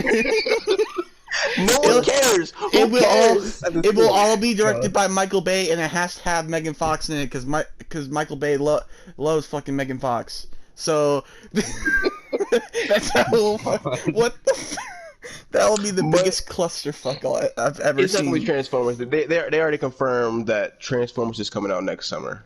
Oh dear, another one. I don't know. They're this the one might same be bad. thing. No. This one, they said it's a different director. They said this one. They said I don't know. They could be lying. We'll see. They said that it's gonna be on Cybertron, specifically only Cybertron. They said it's gonna be Decepticons, Autobots, Beast Wars, and Triodicons. I don't know who the fuck Triodicons are, but they said they're in it too. Maybe it's the crew of Fast and Furious. Maybe it's maybe it's Chris Maybe Pratt. come in on their space rocket T-Rexes or something. I can't wait for Vin Diesel to be riding around in a Camaro with Blue, the Velociraptor, running alongside him. He say, "Here, Optimus Prime. Here's a 10-second Raptor." Oh my god! You got to blow a quarter mile at a time. Yeah, just imagine Vin Diesel, Optimus Prime, and a fucking T-Rex all in a circle. You know what I'm thinking about now? You know what I'm thinking about now? Blumhouse is owned by fucking Universal. So, Michael Myers in there. Nah, Annabelle. No, we doing Blumhouse. That's Annabelle and all them too. And the that's fucking The Truth or Dare, Fantasy Island. Oh my god. Hey man, I'm telling you, if in the next movie, if Optimus Prime, Blue, and John Cena aren't sitting at a cookout eating burgers with The Rock, talking about Tyrese's forehead again. Oh god. Oh god. What else is owned by Universal? Scott Pilgrim's owned by Universal. Just put Michael Cera in there. I would see what else is owned by Universal. They're just gonna have like a plug-in for the video game. G.I. Joe. You could have the banana splits in there. Oh my fucking god. All of G.I. Joe is Universal too. Oh fuck. Wait, how is that gonna work? The Rock's in G.I. Joe and fucking. You know what? Okay, let's talk. That about means this for a Samara second. Weaving's gonna be in it too. Real talk. If there's any universe that they could do with no explanation, and it will fit, it's G.I. Joe, because technically the Rock's character is the same character in G.I. Joe. Oh my god. What the fuck has happened? Hey, maybe they could get like a deal with this new movie that's coming out called the Karen movie. I'm not even fucking Oh joking. my god. Y'all seen that? I've seen the trailer. I saw the trailer. Fuck you, BET. Happy Gilmore's are owned by Universal to Oh, get Adam God. Sandler. Y'all understand how mad as a black dude I found out that it was BET making that Karen movie? It's BET? Yes, bro. Oh, Like, God. I would have been fine. If it was some bootleg movie company, I would have been like, alright, this is funny. Man, my own people is making this movie and it's gonna be trash? God damn it. We can't have nothing. Oh god, you could have the Grinch in it. Oh no. Oh no. You could have, wait, Pacific Rim is also owned by Oh Universal. fuck. Wait, And is this- Insidious. Yep. why have we never Happy got a Death Pacific Day. Rim fucking Oh Transformers? god, you could have. No, it says Despicable Me is also Universal. No. Technically, Oh, that's not, oh wait, okay, that's no, right. That's not fair. Elimination That's is Elimination. fucking That's Universal. Elimination. Oh, oh, That's not the same. I don't think we could have it's Kevin technically Hart in it. Universal. I thought it was. Kevin Hart's What Now is owned by Universal, so we can Oh. have Kevin Well, Hart. okay, so it's a sub genre. Like We could have Jason it's Bourne. owned by Universal, but it's his own Oh, like no. they own this. Illumination makes Despicable Me, Okay, not okay. Universal. We could have Jason Bourne in it. The Purge. Oh fuck. Oh my god, dude. Oh my fucking god. There's so many possibilities. Straight out of Compton. Oh no. We could That have the makes girls sense. from Pitch Perfect in it.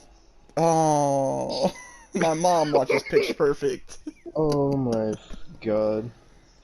Yeah, Oh. Fast 9 is Kick-Ass. a Oh, not Kick-Ass, man. I love Kick-Ass. it's a good movie. Ted. Oh fuck. Mark Wahlberg's in that too. Oh, God. Cowboys and Alien. Oh. Ew, the Somebody's movie in that. Paul No, with the somebody in the alien Fast in it. movies in that too. Oh my god. Oh, my fucking god. I was looking at a big list of Universal properties. Curious George. Oh. Wait, is the Meg owned by Universal? Oh god. I don't see it. I'm looking at Fast 10 rumors. Oh dear god. I'm gonna read what the first rumor is. Okay, You could have Hellboy in it. this is everything we know The about Hulk. Fast 10. Alright. Okay.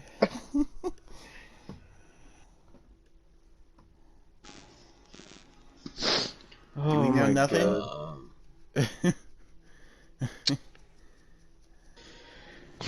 Oh my god.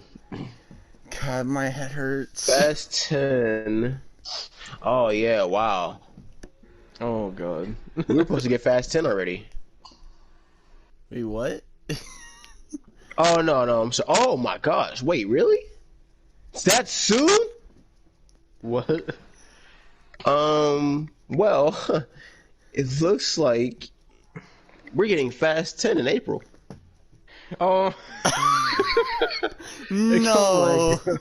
We haven't even got a trailer. Fast 9 just came out. It says right here. Well, let me correct it. The times could be changed, but let me. It says. That being said, Fast and Furious 10 was originally slated to be released on April 2nd, 2021, but Fast 9 was delayed in early 2020, pushing back the release several times before Universal ultimately settled on June 25th. The franchise's 10th installment was not only pushed back, but taken off the release. Oh, okay.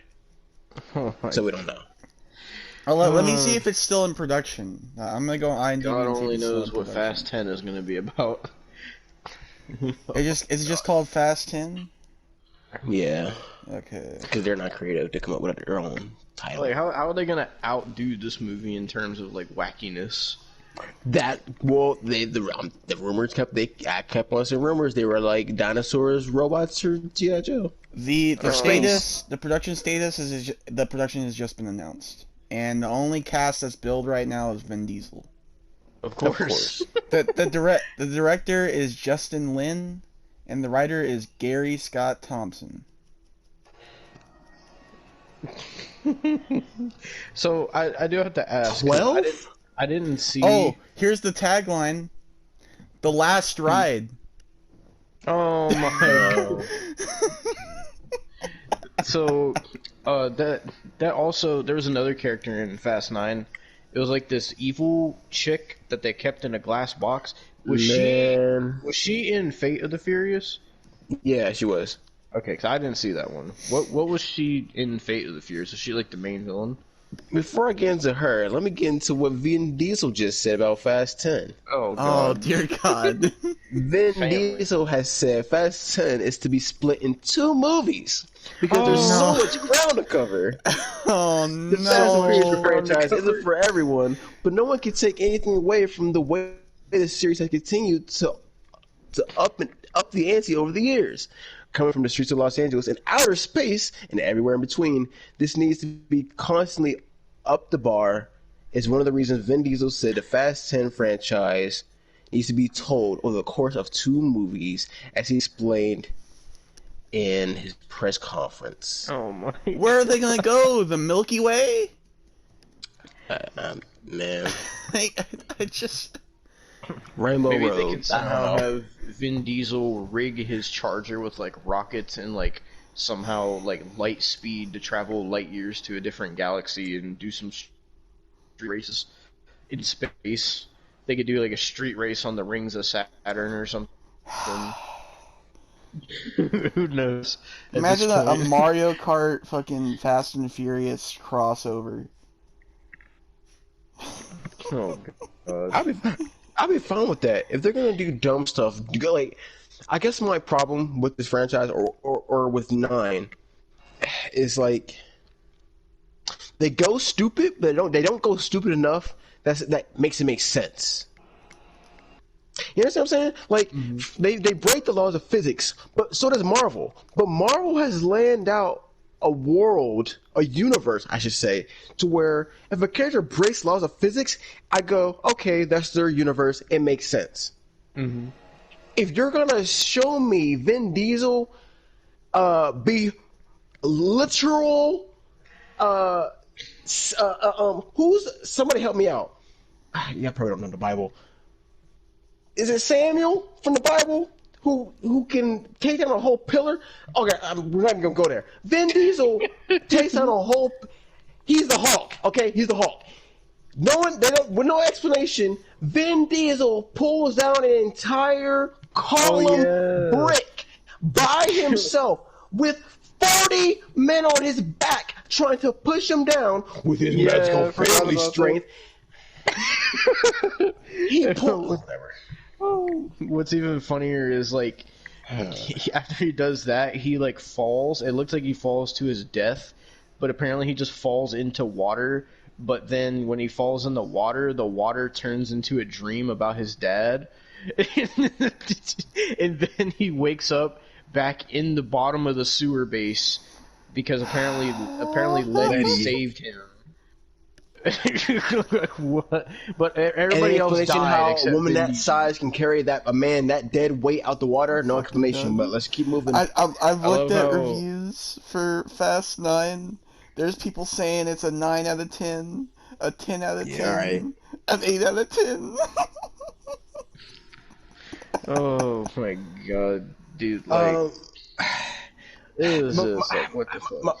My whole point even saying that was, like, I said all that to say, if you're gonna show me Vin Diesel do stuff like that, like do superhuman strength, have seen a falling of a car, like, I have no problem with it if you tell or land out a world that makes me go, they're superhuman, whatever, or this world is just a silly world, and nothing matters. I don't know. Give me something.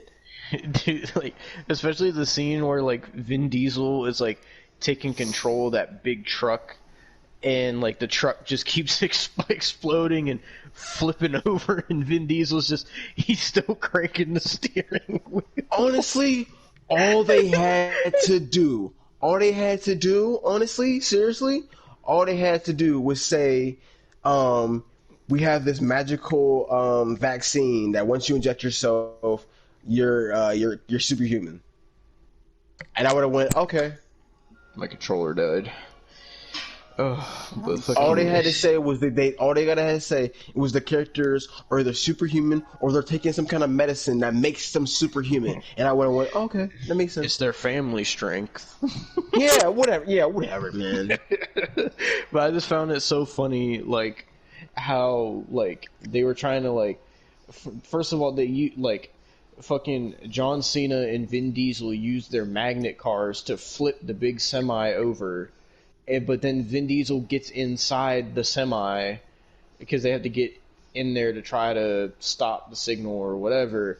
And so the semi's just sliding. About that. Oh my god. And then like all this stuff is going on where it's being hit and attacked and shot at. And then fucking Vin Diesel takes control of the wheel, and they're just like going over hills and stuff, and fucking like the fucking truck is exploding, and it looks like Vin Diesel threw a grenade.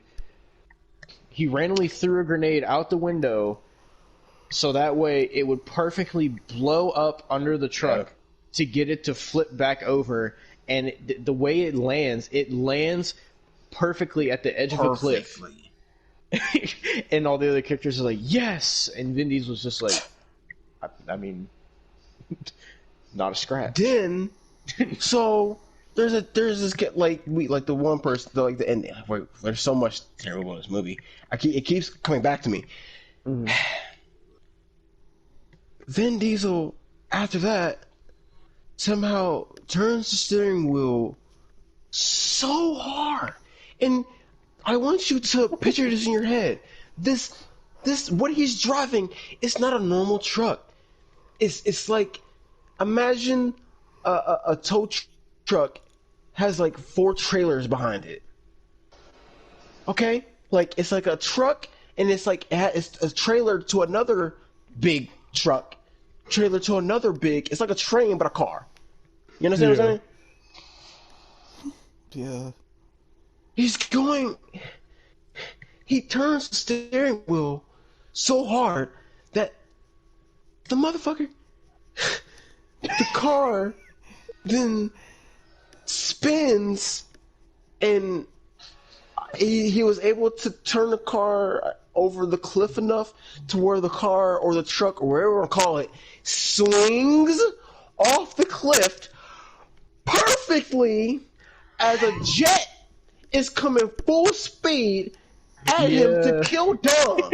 So he swings the bunker, so it swings and hits the jet. Meanwhile, this motherfucker is running and he jumps out of the truck, back of the bunker, and jumps out. So picture this: as the thing is swinging, he's running as it's swinging off the ledge to the jet, and he's running to the back of the bunker so he can jump out of the bunker onto the ledge and just barely make it.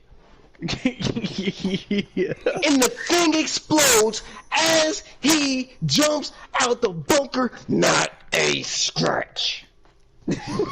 Yep, he doesn't even have a scratch at all. He fucking lands on the pavement too, like going that fast. I'm starting and he's to like think completely fine.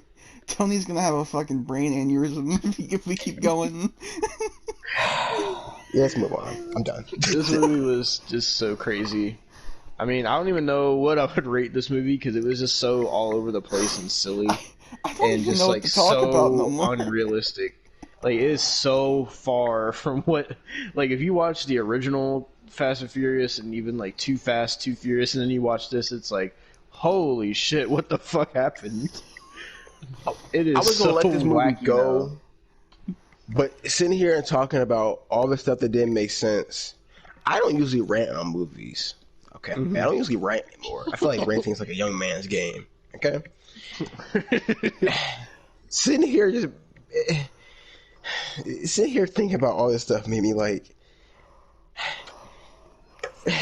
Not only was it stupid, we were the only ones in that theater too, so I feel even more stupid for sitting there and watching the whole thing. It was like the movie was like they were playing like GTA 5 missions, like how they just could like have so many people shooting guns at them and not get hit, and just like jump out of cars and not die, and go through explosions and not die, and fly a rocket car, which they have in GTA, to fucking But Devin, space. they die. Like, characters die in GTA. You die, you respawn. I mean, But at least you die. I mean, as far as we know, fucking Wonder Woman died, but who knows? Maybe in Fast 10 they'll say she faked her death too. Yeah. That's the thing. So many characters. I sat on the way home. I kept thinking about it. I'm like, man, so many characters in this franchise have died and came back to life. I forgot they did that whole thing about Han, about I faked your death, and I was like, they did the same thing with Letty. Yep. Oh my god, dude. They just keep doing storylines. The only thing this movie was missing was The Rock. That's like this movie was missing. And that's what made it weird. Yeah, because he wasn't there. And you know another thing about this movie, they no matter where they were, because they were in Tokyo, they were in like Los Angeles or whatever the fuck it was, New York. Like, they were in all different places, and they made all the fucking police officers look like the most dumbest people, because, like, they would be the fucking goddamn elite Fast and Furious family, and the bad guys would be going at each other while they're driving, and then behind there'd be, like, 15, like, state police cars, and every time they would always cause, like, them to all crash into each other like a bunch of, it's like on some cartoon shit. Like, there's also Tony, did you forget the one scene where the old lady who looks like she's like 90 steals the jewelry, and then she's fucking has Vin Diesel in the passenger seat? To that. So you probably were confused. I forgot you didn't see the Fate of the Furious. So basically, they really tried tying all these movies together up. So and they don't do an excellent job of it. But that character is Jason Statham's mother. Oh my god. So yeah. So in 6, when they killed Decker Shaw's brother, he didn't die either. That's another character who didn't die. Wow. They keep doing it. How is I know we've been going. I'm gonna try to make this real quick. Jason Statham had a brother named Decker Shaw that was in 6, and they killed him. He's not dead, and that's why at the end of 6, when Jason Statham killed Han, because he's like, "You killed my brother," he didn't die, but whatever. But in 7, we find out that old lady that you saw, Devin, that's their mom, and like they're pretty much the same thing as Dominem. They're not evil, but they are. They're not bad guys, but like they steal shit. Fucking, I just thought it was funny to see like this old lady fucking flooring this Lamborghini around Tokyo with Vin Diesel in the passenger seat, just like doing some like Need for Speed, like Gran Turismo driving, and like making all these cops crash into each other and escaping. You know what I think the cops funny? look so stupid. They were the most useless thing. Like they made the cops and the military look like the most like useless fucking forces. They made they made officers of the law and the whatever military. They made military men, people who fight for their country, and police officers. They made them look 1,000 times weaker than the Vin Diesel squad. then Ludacris, then Tyrese. Tyrese. Okay, this took me out the movie. Why did he have a shootout? When was it like? I understand that like they can shoot guns, but when was it established that like Tyrese was Master Chief? I don't know. Austin, he literally has a scene where they have the high ground, mind you.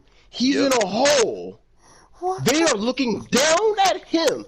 He has to look up at them.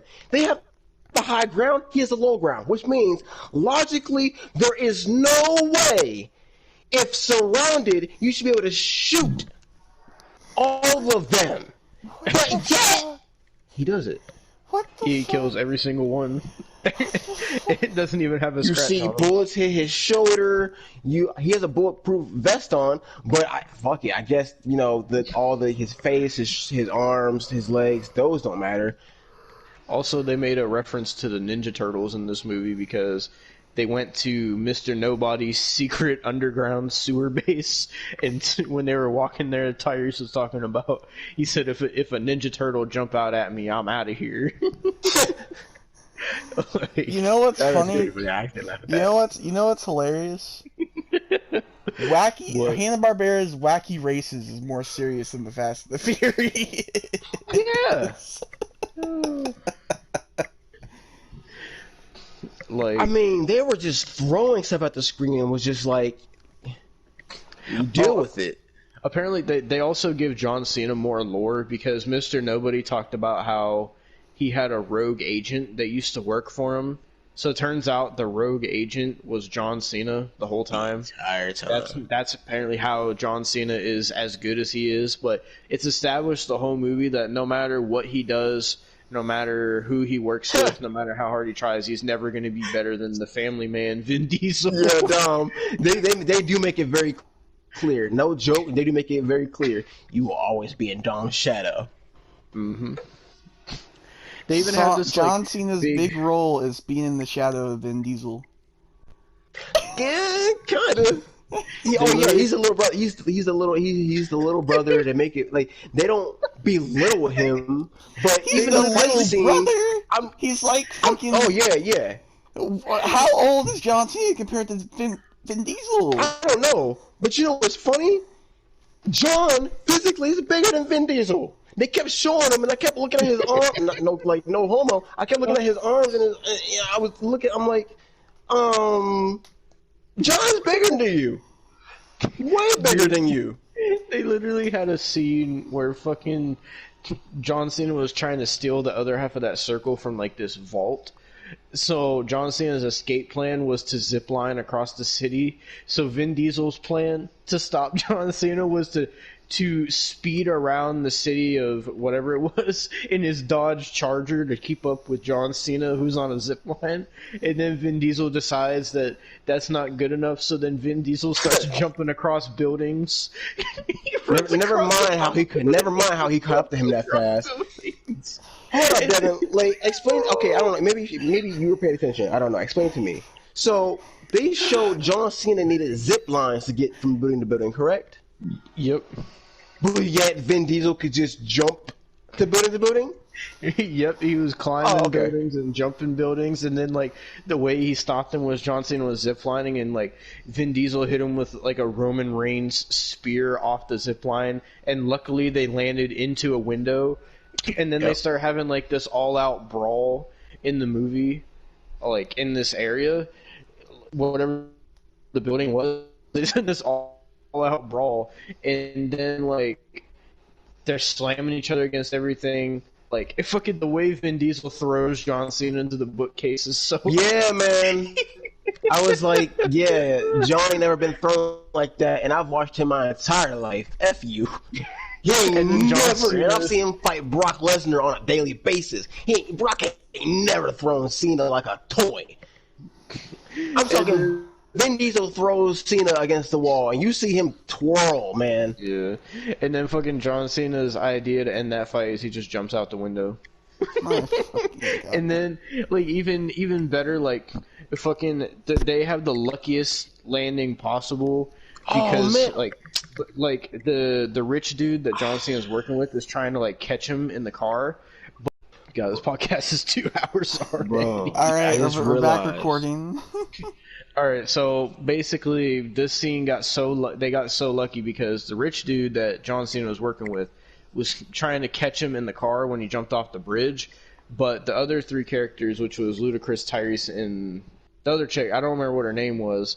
They're driving this stolen truck that's where they get the magnets from, and so they knock him out of the way because they're supposed to be tailing him and following him to see where he goes, and they try to stop him. Inadvertently, like John Cena is waiting for the dude, and Vin Diesel tackles John Cena Again. off the bridge, and they just so happen to land on the same truck that Ludacris and Tyrese and them are in, and they land on it, and then like then John Cena like gets away, and then Vin Diesel just hops in the passenger seat, and they're all looking at him. They're like, "Dom."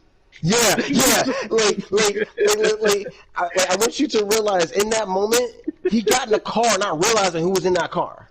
Yeah, Like he didn't know they were. He didn't know they were in there. Anybody. They didn't know that. They didn't know that Don was fighting Jacob at that moment. It just so happened that they landed right like that. He needed that. Like it's perfect. There's so much in this movie that was like they just so happened to get lucky, or they just so it just so happens that this was at the right place at the right time. Like it was just so like everything was just so coincidental. Like Thank God. everything in this movie was like pure luck, and if it wasn't luck, it was just like them being invincible. Like it was And making so jokes fucking about it. wacky. Yeah, and then they're like, "Oh, well, you know, I guess we're immortal." Hee hee. Yeah. They're literally do the movie. They're literally insulting your intelligence, going like, "How do we survive this?" I mean, it's tell you because you a dumbass. That's why. Like that's literally what they say. He literally they're having a conversation, and like Devin says, they're like you ever notice how like we go through all this stuff and like nothing ever happens to us? Mm-hmm. Then Chris just goes, "Yeah." I noticed you a dumbass. I'm like, bro, no, Can I ask why in the scene where like the rich dude and John Cena take the Asian girl, who's the key, like when they take her, why do they wait until after they leave to activate the magnet to take everybody's guns away? I got a better question. Can we have an explanation as to why he randomly turned on John? There was no there was no indication, or there was no. There's that too. there was no, there was not even a hint, not even a glimpse of, oh yeah, he might turn on John because of some reason. And it makes no sense because they won at this point. Yeah, at this point in the movie, the villains got everything they want. They got the orb, they got the girl, and they're like, all we gotta do is wait for the timer to go down for the satellite to turn on. Mm-hmm. And they're like, we good. And then the villain goes, yeah, John, you just helped me, but F you. Yeah. And then like in that moment, that's when John Cena turns good. Just because they screwed him over. Don't tell you why.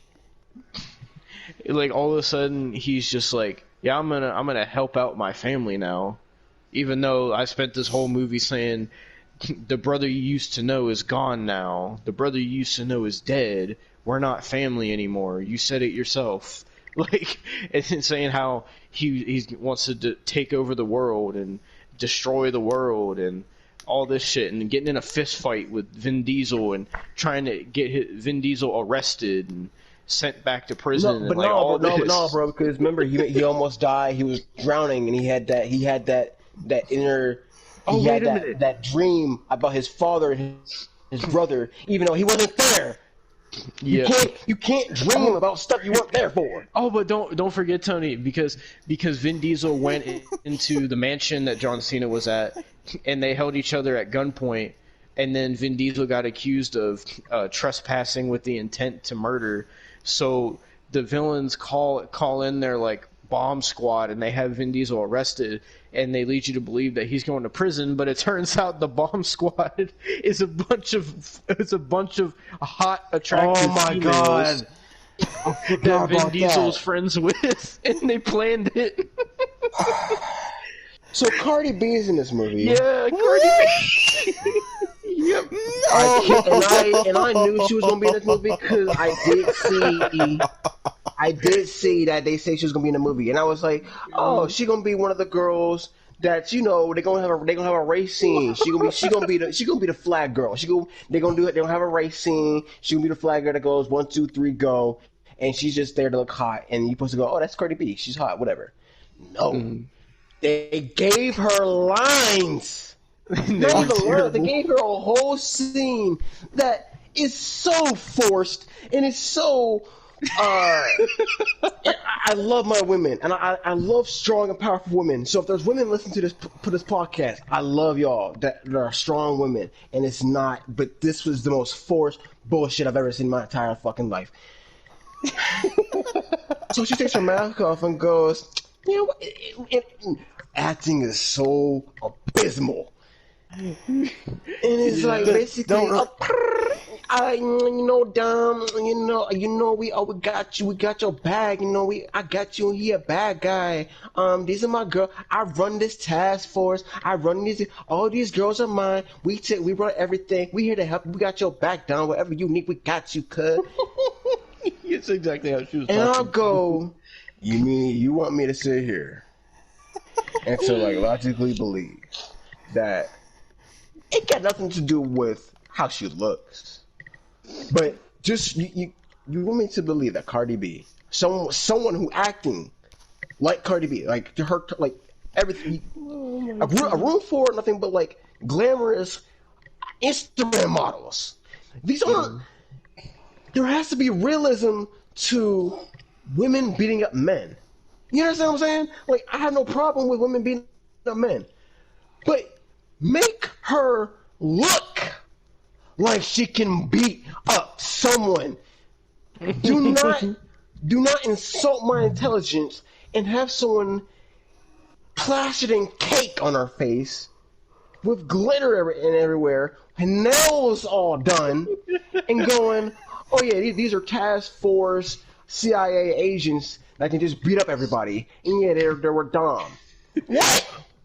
Oh, don't forget when they go to find when Mia and Letty go to Tokyo and they find the Mexico in Tokyo, and they go in the room, and then they meet that Asian chick who's the key. Of course she knows. She knows how to fight.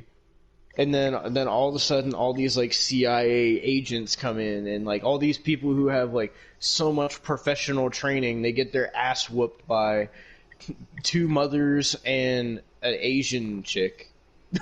And of course, the Asian chick is doing fucking aerial maneuvers and spin kicks and everything. And I'll be honest, bro. Letty, I'll slide with Letty because Letty already kind of looks like a man. You know what I'm saying? Oh, I'm gonna slide with Letty. She's with Dom her entire life. She's kind of got that tomboy kind of attitude. I can slide with Letty. Can take on a dude. She looks like a woman that's probably a dyke in real life. Not your Damn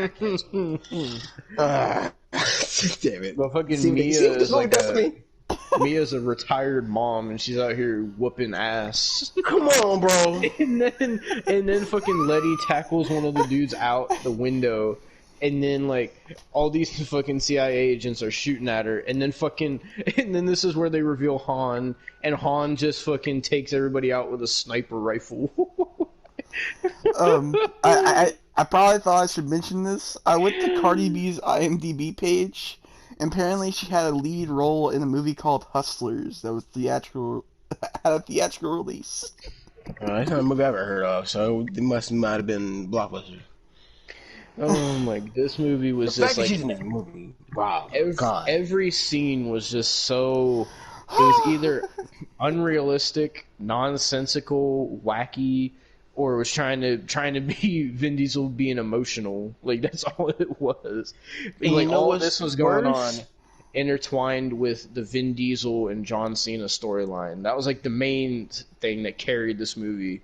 And like at random points during the movie, it would just go to random flashbacks of Vin Diesel and John Cena when they were teenagers. Like, which made no sense logically. Yeah. Like they were trying, and I was trying to go with it. And I was just like, nah, man, that's dumb. No. I'm reading the description for Hustlers. Inspired by the viral New York Magazine article, Hustlers follows a crew of savvy former strip club employees who band together to turn the tables on their Wall Street client. What? but man, you see, all right, man. See, we don't want to get started because. Oh my god. Dude, we've been talking about Fast and Furious for over an hour now. I hope the viewers like this. I hope. I don't even know the last time I've ranted about a movie. Probably Chris Jericho's abysmal Sharknado. Yeah, Chris Jericho, go kill yourself. You know what? And I'm saying the same thing. Vin Diesel, fuck you, man. Like, Vin Diesel, you are pathetic.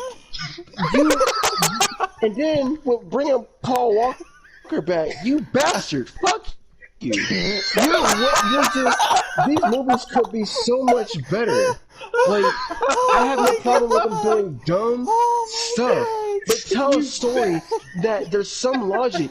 Show me a blood. Show me a scrape. Did any character bleed in this movie? Am I going crazy? No, this movie is a fuck you to your intelligence. They were getting punched in the face and shot and slammed and tackled, and there was no. Vin Diesel had a white T-shirt on, bro, and they crashed into a building, and they just look at each other like, "Hey, I don't know." A white T-shirt on. You can't show me a speck of dirt on his white T-shirt. Oh! Yeah, there wasn't even dirt. Even when he jumped out of the truck into the fucking dirt road, there was no dirt on his shirt. Like you can't you can't show me a rip or a tear. You can't show me like after 2 hours, you still show me all their hair is glistening and shiny, like they've been combing their hair for the entire fucking movie.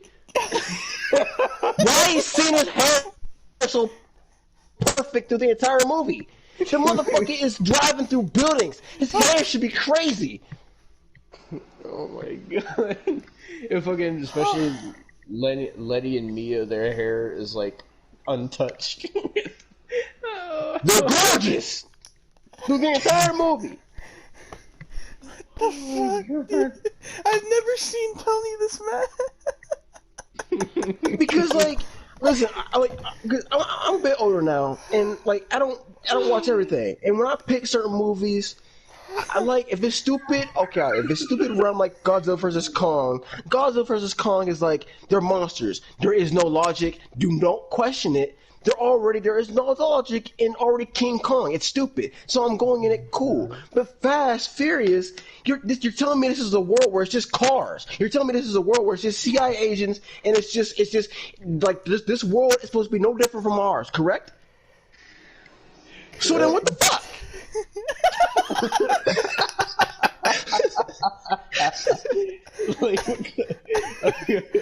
I didn't really. When we watched this yesterday, I didn't think this much into it, but now that we're like discussing it, like it's really like, what the fuck? Yeah, man. fucking. Oh, fuck. I like logic with my movies. Like that preview we saw. What was that? You know what I'm talking about? That preview we saw. Fuck, there's a couple with the island and the kids. They turn into adults. Oh, yeah. The one girl was getting pregnant. Old. Yeah. That's the M. Night Shyamalan movie. Yeah, I was like, that looks amazing. I want to watch that right now. It comes out pretty soon. Good. I want to see. That looks like it has a story. It might have some logic. It might have something that makes me go, oh, okay. It might make my logic. It might make my brain think. This movie, it made me think, but it made me think about how fucking stupid they were doing everything. This is a family film. It's all about family. Oh my god! This is like the family home movies they play for the holidays. This is what this was.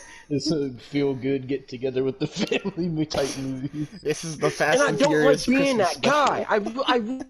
I really don't like being that guy going into movies trying to put logic into shit. But fuck, man, like you got, man. Dude, if it's like this with just cars and guns, like imagine what it's gonna be if they add Transformers into it or some shit. God. That makes sense. The second you tell me there's Transformers in that world, I'm not gonna question it because it's not our world. They're aliens. Yeah. I can't say shit because their logic is not our logic already. You know what I mean? I love how the fucking rocket car they made, it wasn't even like a newer car. It was like some old 1980s like Pontiac car. And they, I remember the way they explained it, like the southern dude from Tokyo Drift, he explained, and this random other Asian dude they added in for no reason. No reason. Like they explained that they still hadn't ran all the tests on the car, and that they had to at least reach 50,000 feet or the car would like incinerate. So they just happened to hit 50,000 feet, and it just so happens to work. And then they get in outer space, and so they go to destroy the. Cause their plan was to destroy the satellite with the magnets, but I don't know why it didn't work. But the magnets didn't work, so. Like Ludacris was all freaking out, and he was like, "Oh man, the numbers wasn't right." And then like for no reason, Tyrese just gets all emotional out of nowhere, and he was like, "Sometimes numbers don't matter. You gotta just drive." And then he fucking drives the rocket car through this massive satellite. It explodes, and the car gets out without a scratch in space. And it doesn't even blow a hole in the car to kill them, nothing. And then they're just in space for a while, and they so happen to come across a space station, and the people who are in the space station, they don't even speak the same language. Wait. You're telling me this car stayed, like, had no scratches, no, like, the windows didn't break or anything, and they were floating in space. Oh, Yeah, it got icy. You want to know why? Because Ludacris duct taped everything. Oh yeah, they duct taped it. Yep. Duct tape. Not no special welding, they didn't weld it together like an actual fucking person would. Not even Gorilla Glue? Duct tape. No, not the Gorilla Glue. They didn't use something. They used duct tape because they think that's how duct tape works on certain materials. When it's really not. Duct tape is great. It is. I'm not gonna disrespect their product, but it doesn't fucking. Never mind. So they go across. They've come across this space station, and the people in it don't even speak the same language. So there's a translation on screen that says, "Is that a Pontiac?" And then it shows like Ludacris and Tyrese, and that like their suits get all blown up, and they're just waving, and the people don't even know what to make of it. It turns out that I guess somehow they got taken into the space station, and then somehow they were rescued because they're at the end of the movie at the fucking Vin Diesel's fucking barbecue cookout. No, wait. So, like, did you mention their trash product placement ad? when they got out the floating car in space with their yellow space suits, the people who can't speak English, they go, you read the subtitles, they go, they look like minions. Oh yeah, I forgot about that. And because you said Universal owns Minions, I'm just now realizing that was a little product for their little movie. I think there's supposed to be a Minions movie coming out too. That's probably what that was there for. Maybe Tyrese and Ludacris they're gonna pull a Gru and try to steal the moon or something. You fuck my mind. That would be the next Fast and Furious heist to steal the moon. And all that'll be the villains. That'll be the villains thing. The villains want to take the moon because the moon for something and it's always they want to take over a satellite and take over the world. That makes no sense. You're rich already. Yep. The guy is literally rich. He had all the money in the world to pay for all that. Like, what's the point? Vin Diesel pulls up to his house. He got girls everywhere.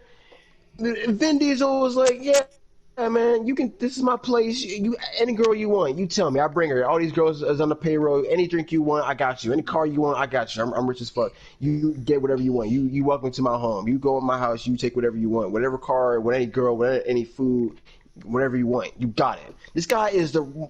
They say this guy is like a billionaire, but yet that's not enough for him. He wants the world. Why? You want to take over weapons. What? I don't like. They didn't really even explain what the orb thing would do if it was activated. They did it. And also, if it was a weapon that would destroy the world, can I ask why those two scientists created that in the first place? I'm sorry. Let's put context. It wouldn't destroy the world. What it would do is that they would have access to all nuclear weapons. Mm-hmm. That the billionaires that have it, they would have access to the satellites that control every single nuclear weapon on the planet. For some reason, they just want to have access to be able to control the nuclear weapons. That's it. That's what they're doing it for. They're doing all this bullshit to take over a satellite so that they can able to have control over nuclear weapons if they want. Why? They don't tell you.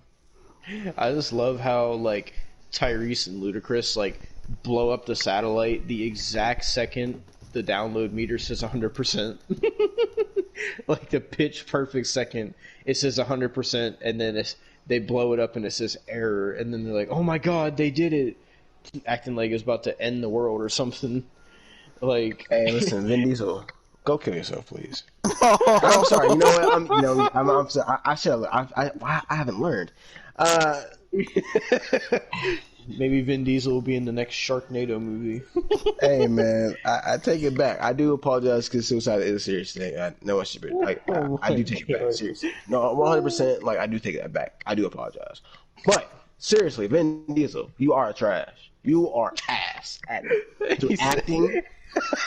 Oh my God. I'm pretty sure your dumbass is the one directing these movies because only your dumbass. No, it's Justin Lin actually. Bullshit. It's him. Because no one else besides his dumbass will write the script and continue to say only Vin Diesel will look at that script and go, family, let's do it. No, him. We just told you the entire movie. We just told you every single dumb thing in this movie. We just told you the entire plot, the 2 hours and bullshit that they gave us. And yet, his dumbass said, and I quote, there is more. Let me read it so I'm getting it right. He feels like Vin Diesel feels that it needs to be a two-parter because there's more to explore.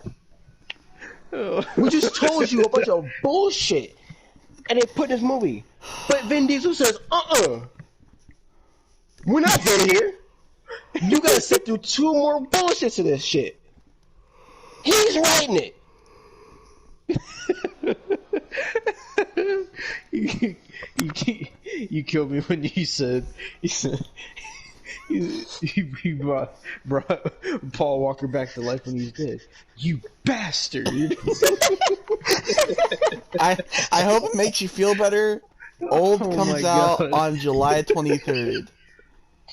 Wait, what does? Old comes out on July 23rd. What is that? That's the M. Night Shyamalan movie you said you wanted to see. Oh, okay. Oh my god. Okay, so are we done talking about Fast 9? Yeah, I honestly hope, because fuck's sake. Yeah, we're done. Alright, so what's the topic you wanted to talk about also now that it was just the Karen tirade. movie. It was the Karen fucking movie. Okay, we can get into that. So, oh my god. I found out about this movie through seeing a commentary video on it, just randomly pop up on my recommendation. And I'm sitting there like, why the fuck? So I did some research on it, and yes, it is made by BET. I don't know if it's getting a theatrical release, or if it's just like made for TV, but it's an actual thing that's actually fucking happening. My problem with it, especially because I'm gonna speak on this because you kind of can't talk about it without it, without the topic being there. You know what I mean? So it's gonna get controversial. Uh, Me being, a black dude, I see this stuff online enough already. Uh, I don't need a movie studio to take a serious issue.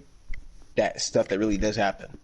Yeah. Videos of real Karens of them falsely accusing people, calling the cops for no reason. When I know that's a real issue, I don't really need a studio to just take a bunch of different stereotypes of different racist Karens we've seen online, put them all into one super Karen, and make a movie about it that's so on the nose. It's not even like a subtle thing. Have you all seen the trailer? I've seen the trailer. I've seen it. It's so on the nose racism that it's like, this is annoying.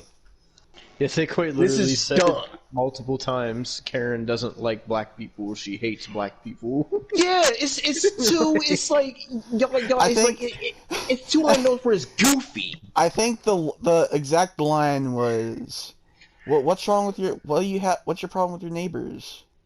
And then she's like, well, for starters, they're black. Yeah, I was like going there. I was like, we really doing this for real? That's legit. Come on. That's legit the line. I'm like, we really doing that?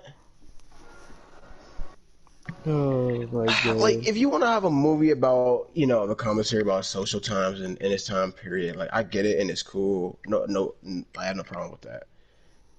This is just silly. Oh man. When I watched the trailer, I was just like, "This is fucking stupid. Why are they making a movie about Karens? Like, why? I don't. Like, what's?" I feel like What's it's the going purpose? on the trend of the movie, like fucking emoji movie, disaster movie, fucking date movie. Now the Karen movie. It's just like, they're all I see what you bad. mean. The movie that's just like it seems like Hollywood always makes that one movie that's like what's trending right now. Exactly. Yeah. I mean, at least they're not doing it too late like they did with other movies, like fucking the Angry Birds movie, and like Oh god. how they're taking so long to do the Five Nights at Freddy's movie. And I So- don't even think that's even gonna happen anymore. I don't think so. At this point, Blumhouse is supposed to have the rights to it, but we don't fucking know. And didn't you say that the Yeah. Five Nights at Freddy's creator retired, right? Yeah, he Yeah, retired. because they fucking canceled him. Yeah. Fuck Pete, I fucking hate those bastards. Like I'm just like, what are we doing anymore when it comes to movies? Because I'm a movie reviewer myself. Like, I don't do it as much anymore, but it's just like, I've seen those shitty fucking movies. Like Disaster Movie and shit like that. I don't want to see that no more. But then we get this shit. And it's just bullshit. So do you think Fast and Furious is trendy? Don't start that again. Come on, bro. We Listen, don't I'm at need peace. that. I'm at peace right now. I'm at peace. Okay, so what other topics do we have? Awesome. Your have fucking y'all- your OnlyFans chick that keeps spamming you. Oh yeah. So basically, maybe 4 days ago, this chick randomly added me on Snapchat. Her name's Lexi Eva, and I was just like, okay, a random chick's added me. All right, I'll add her back. I didn't think nothing of it. Then I'm at work, and I keep getting like Snapchat notifications for like 5 minutes straight, and I'm like, who the fuck? Oh, those is are going bots, after- bro. Yeah. So then I look, and it says she sent me a video. I click on it, and there's like 50 videos. I'm like, what the fuck? So then I started watching it, and it was kind of funny because I didn't realize my volume was all the way up, and there was people in the aisle. So I'm standing there. I'm like, what is this? The video just starts playing, and all I hear is, "Oh, you wanna fuck my little ass?" And it's like playing loud in the aisle. I was like, shit. And I turned my God! I was like, what the fuck? And she does it, like, she sends me that every day, like 50 videos every day. like I didn't know what it was, and then that happened. And then I was just like, oh my god. And it was like that, and it was like 50 videos of that. And then like everyone had like a OnlyFans link. And then I was like, what the fuck? And then like I was like, okay, well maybe she's not sending anymore or whatever. And then the next day, like I'm at work, all I hear is around the same time. And I'm like, what the fuck? And then she's doing it again. And I click on it. I'm like, it can't be the same thing. Of course, it's something about I'm so sexy, ain't I, or something like that. And I'm just like, and then like when you told me about this, you didn't tell me the specifics of that shit. So I'm because I was still dying. So hard. I was so confused. I was like. Cause I thought it was just a random chick, and then she's like sending me 50 videos. At first, I was like, "Does this person know me or something?" Is she like going off on me? He told he told me about this. I got off work and I see all this messages about fucking like how this chick is fucking messaging him, and he's just like, "It's messaging. It's not messaging me." It's like, okay, and then he tells me the next day that it's still happening. He didn't tell me all the specifics, so I did not know this shit. That's a bot. This blocker. That's like, what I told him. I never had that before. I had never had something like that before, so I was confused. I get it too, because like sometimes I have people add me and I'll add them back, and like a couple of days later, that person will text me, and as soon as I hit on their stuff, it will be like them, like you said, the same thing, a video of them figuring themselves. I'm just like, all right, and I immediately block. I mean, I've had other girls add me before that were actual girls that like they added me, and so like, and I would text them. I'd be like, hey, what's up? And they'll be like, what's up? Question mark. I'd be like, I mean, you added me, so I figured there's some reason you added me, and they just be like, oh, and then that'll be the conversation. I was like, what the fuck? Like, you added me for a reason. Like, how do y'all feel about OnlyFans? I mean, if that's how you're gonna make your hustle, then do it. What the fuck ever. I mean, I will say, if you're a hot chick, that is a great way to become fucking rich. Like, yeah, that is like, yeah, like. Fucking, but I mean, there's some OnlyFans people like Bella Thorne was one where like you had to pay like a lot of money for her OnlyFans, and she was just like posting like vlogs and stuff that had nothing to do with like nudes or anything, and people were getting mad at her. It caused like this whole big thing. Like, but I don't know. I think OnlyFans is. I mean, I like OnlyFans, but I don't know. Some people are bad users. It's two things about it. I don't think it's. I respect the hustle. I don't respect the occupation. I respect the hustle of like. I'm not gonna lie. If I was a girl, I'd do the same thing. I'm not gonna be a hypocrite. I acknowledge that money. Like women. It's easy. I acknowledge women have a very great privilege with that, and I'm not gonna shame it. Like I'm just like it's whatever because I would do the same thing. But yeah,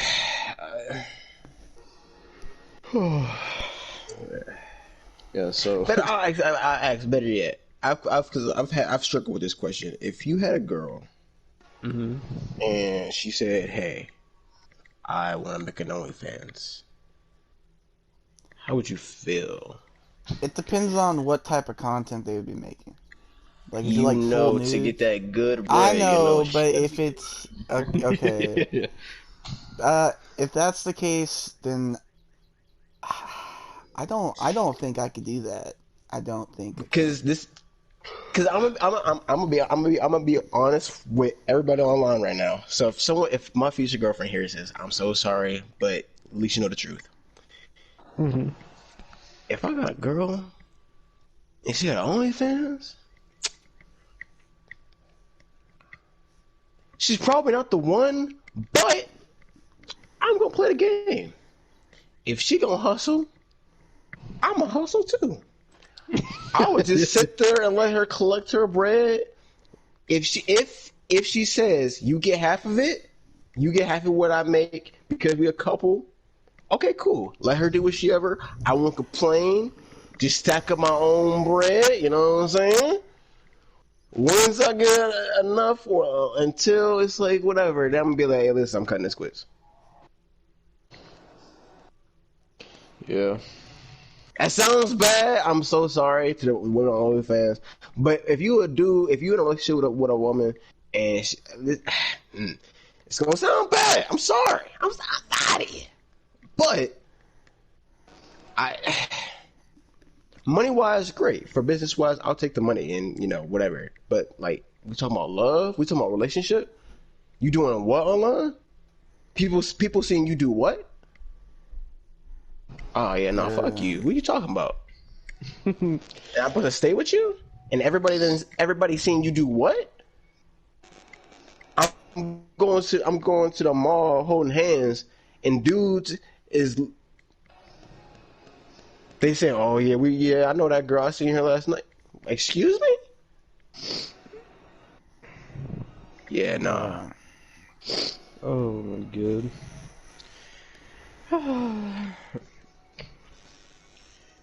That's pretty funny, Devin. Yeah. So, did you have any topics that besides the Karen trailer, Austin? No, I did not. Oh, really? That was your only Yeah, topic? I was honestly glad that Tony was here today because we had shit for topics this week. Oh, I don't well, even see, remember. hey, I'm here. Hey, I don't even remember what I all my stepped topics up. were besides that OnlyFans girl. I'm glad we had. I'm glad we saw Fast and Furious so we could have that.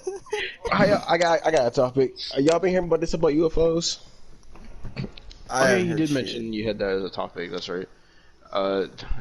So what exactly about the UFOs did you want to talk about? All right, man.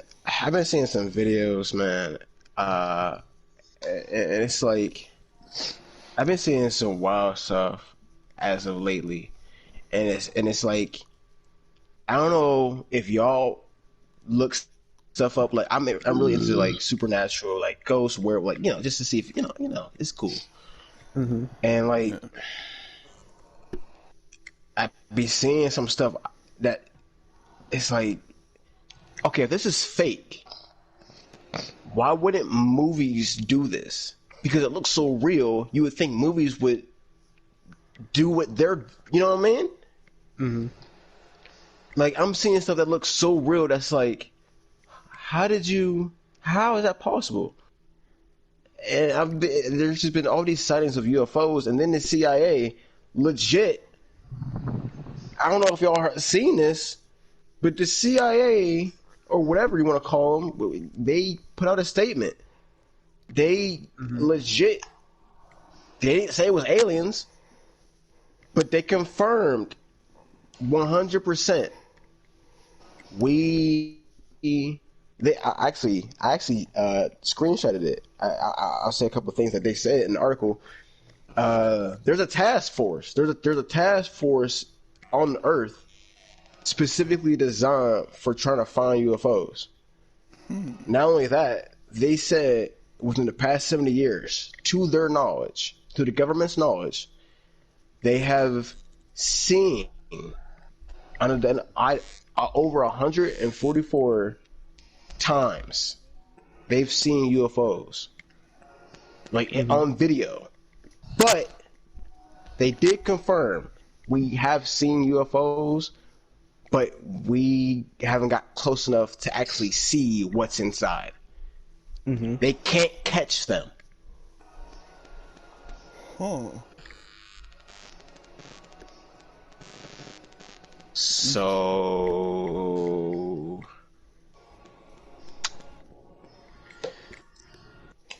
Yeah, I mean, they said they went on record to be like, hey, listen, we're not trying to cause panic. I like this is word for word what they're saying. Like, we're not trying to cause panic. We're not saying for sure that it's aliens, but they emphasized that it's not us and it's no other country. I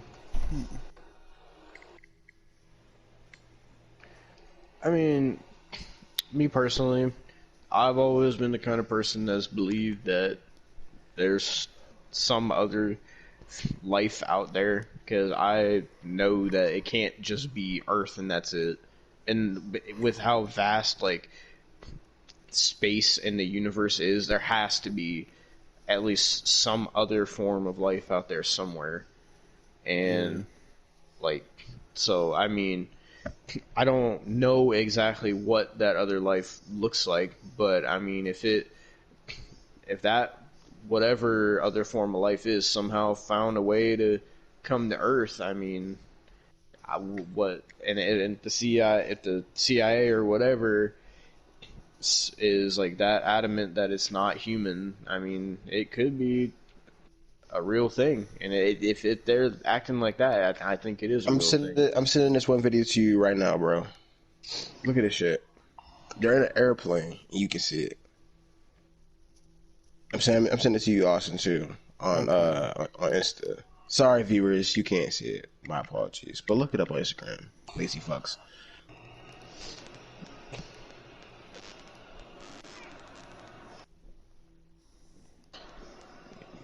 For the people watching, it's basically there are these people on a plane, or this dude's on a plane, he's filming out the window, and there's like legit like a UFO in the sky in the distance.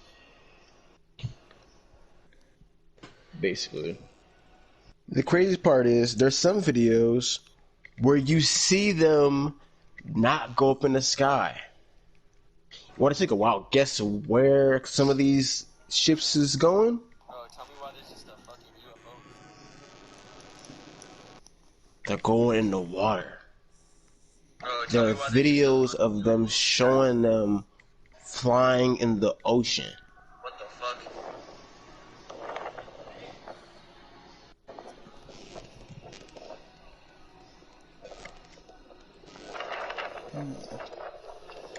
I'm not trying to sound crazy or nothing, but if they flying in the ocean, y'all, what is in the water?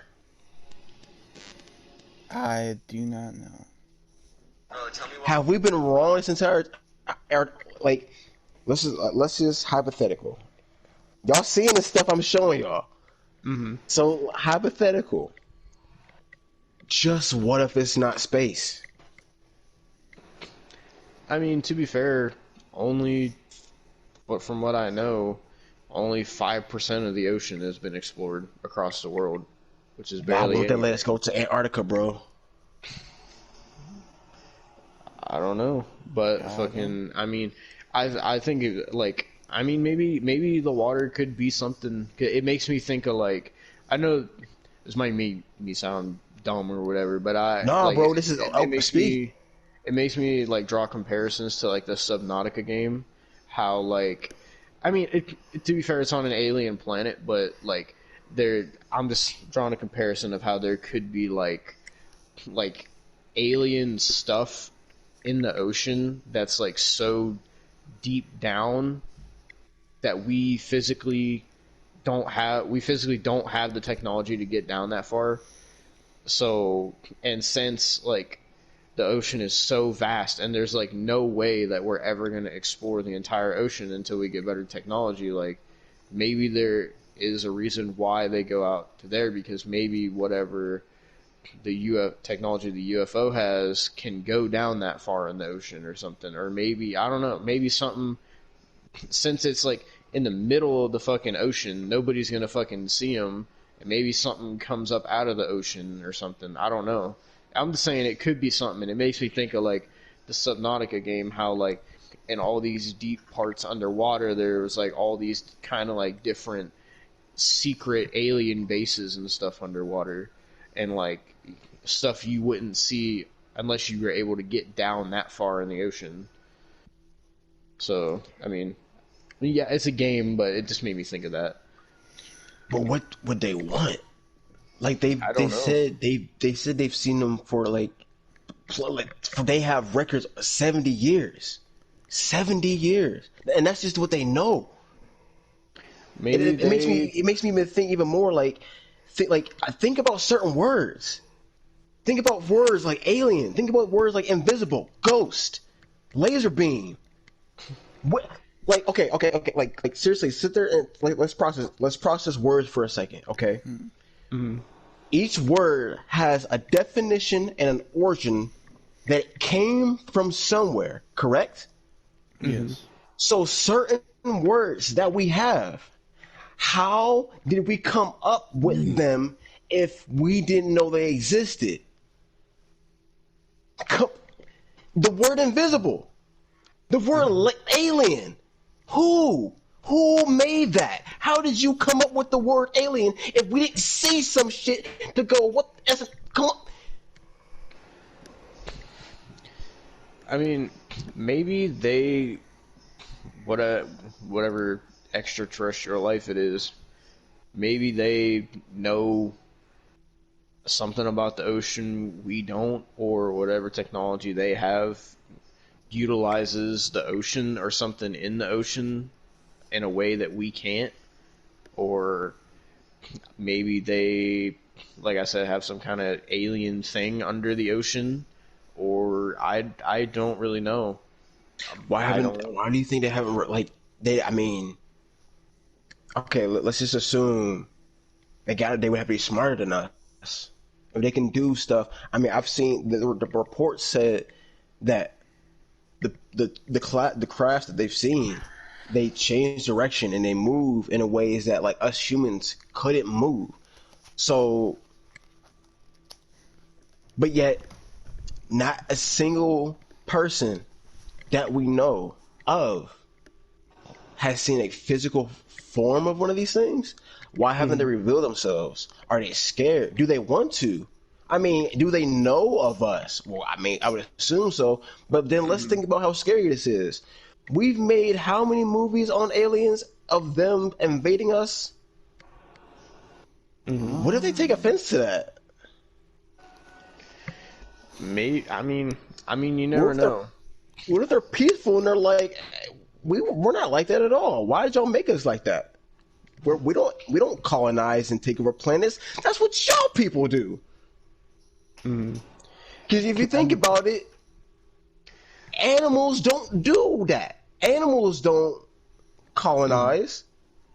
Yeah, I mean, it makes sense because I heard that uh people, I don't know what people, but that I heard that uh apparently some of the human race wants to and thinks it's realistic to one day colonize Mars. I heard. Yeah, I've heard about that too. Why? I don't know. I mean, my thinking towards it. I mean, if we were to do that, the reason probably is because the Earth is kind of depleting. If you think about it, because all the shit that people do. Yeah. So But Mars is already dead. Mars I is know. already. I don't know why they You know what I picked mean? Mars, but I don't fucking know. From what I heard, they think that it could be inhabitable. Bullshit. We don't know what the I'd fuck have is up to. there. Hold on, let me look it up. See what this Why do they says. keep on? Why do scientists go? Yeah, we know everything. Bitch, no, you don't. That's a whole planet. We don't know shit that's on this planet. You mean? Come on, for real? How Okay, it come says every single year I watch Discovery Channel and there's some animal I've never seen before? Yet you tell me you know every single thing that's on Mars? apparently one of the big people that wants to colonize Mars is Elon Musk. Elon Musk. Yeah. Yeah. It says this from Wikipedia, so I wouldn't take this as 100% factual, but it says reasons for colonizing Mars include curiosity, the potential for humans to provide more in-depth observational research than unmanned rovers that are sent to the planet, economic interest in its resources, and the possibility that the settlement of other planets could decrease the likelihood of human extinction. No, man, we need to find out what's in Antarctica first. Can we start there? Yeah, I'd like that's something I'd be curious to know, like what's under all that fucking ice. Like Where what do is they it? hide it? And like it's crazy because that ice in Antarctica, like I didn't realize how deep it was until I was watching some videos on it. That is like miles and miles and miles deep of just ice.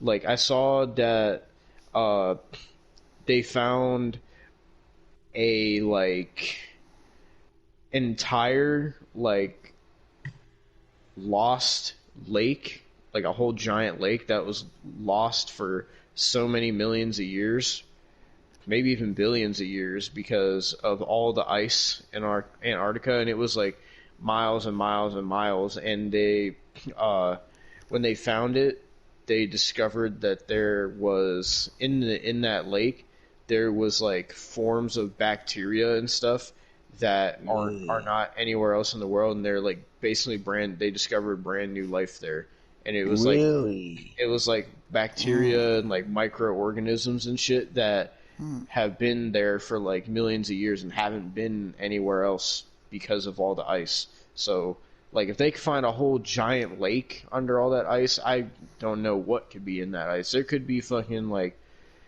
massive like prehistoric creatures frozen in there. There could be like who knows? There could be alien shit frozen in there. Who knows?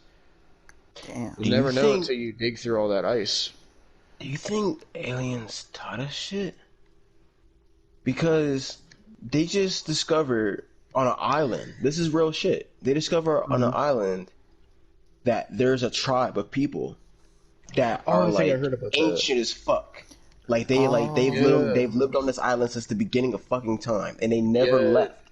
yeah, they're like completely like isolated. Well, they're not isolated, but they like isolate themselves from the rest of the world. And like how they live now is how they've lived for God knows how long, and they've never seen any other parts of the world. They don't even know like anything besides what they've lived in. It's Right. crazy. So I'm about to blow your mind with something. You ready for this? So if those tribal people have been here since the beginning of time, let's just say for the past, let's say Christopher Columbus, okay? Let's say since Christopher Columbus came here in America, let's say they've been there and they've always been here, but yet we have evolved. Like there's like let's follow me now. Cavemen and Neanderthals, we evolved as people, but they didn't. Why? I don't If know. we can evolve, what did we find that made us evolve as people to build like you know what I'm saying? Mm-hmm. If Yeah. if those people are the same as us, they're human, and they've been there since the beginning of time, just like how us people would be on anywhere else since the beginning of time, but yet we evolved, but yet they didn't. Why did we evolve and they didn't? My theory is With that whole thing, didn't they only like recently find that part of the world? They said it was like a lost part of the world that they just discovered, like that I don't tribe. know. I don't know. I'm pretty sure they said it's like deep in like a forest like area. Like it's not like remotely even close to any sort of civilization.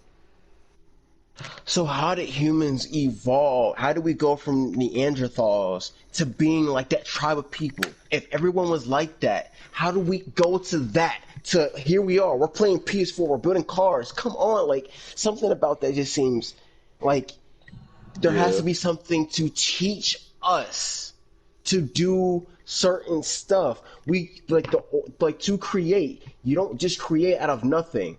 Like words. We don't just speak these words. We weren't just born knowing English. We had to be taught English. We didn't know how to draw. Someone had to teach us how to draw or to drive, to eat, to walk, to think. Our context. Damn. Yeah. And those tribe of people, they don't have that. Which means nothing. Like there was nothing over whatever they're at. There's nothing there's not a single mineral besides what they got, besides wood and water. We have wood and water at some point. Now we got cars. How? I think that there is like a lot more out there than any of us know, and that certain people know about that kind of stuff.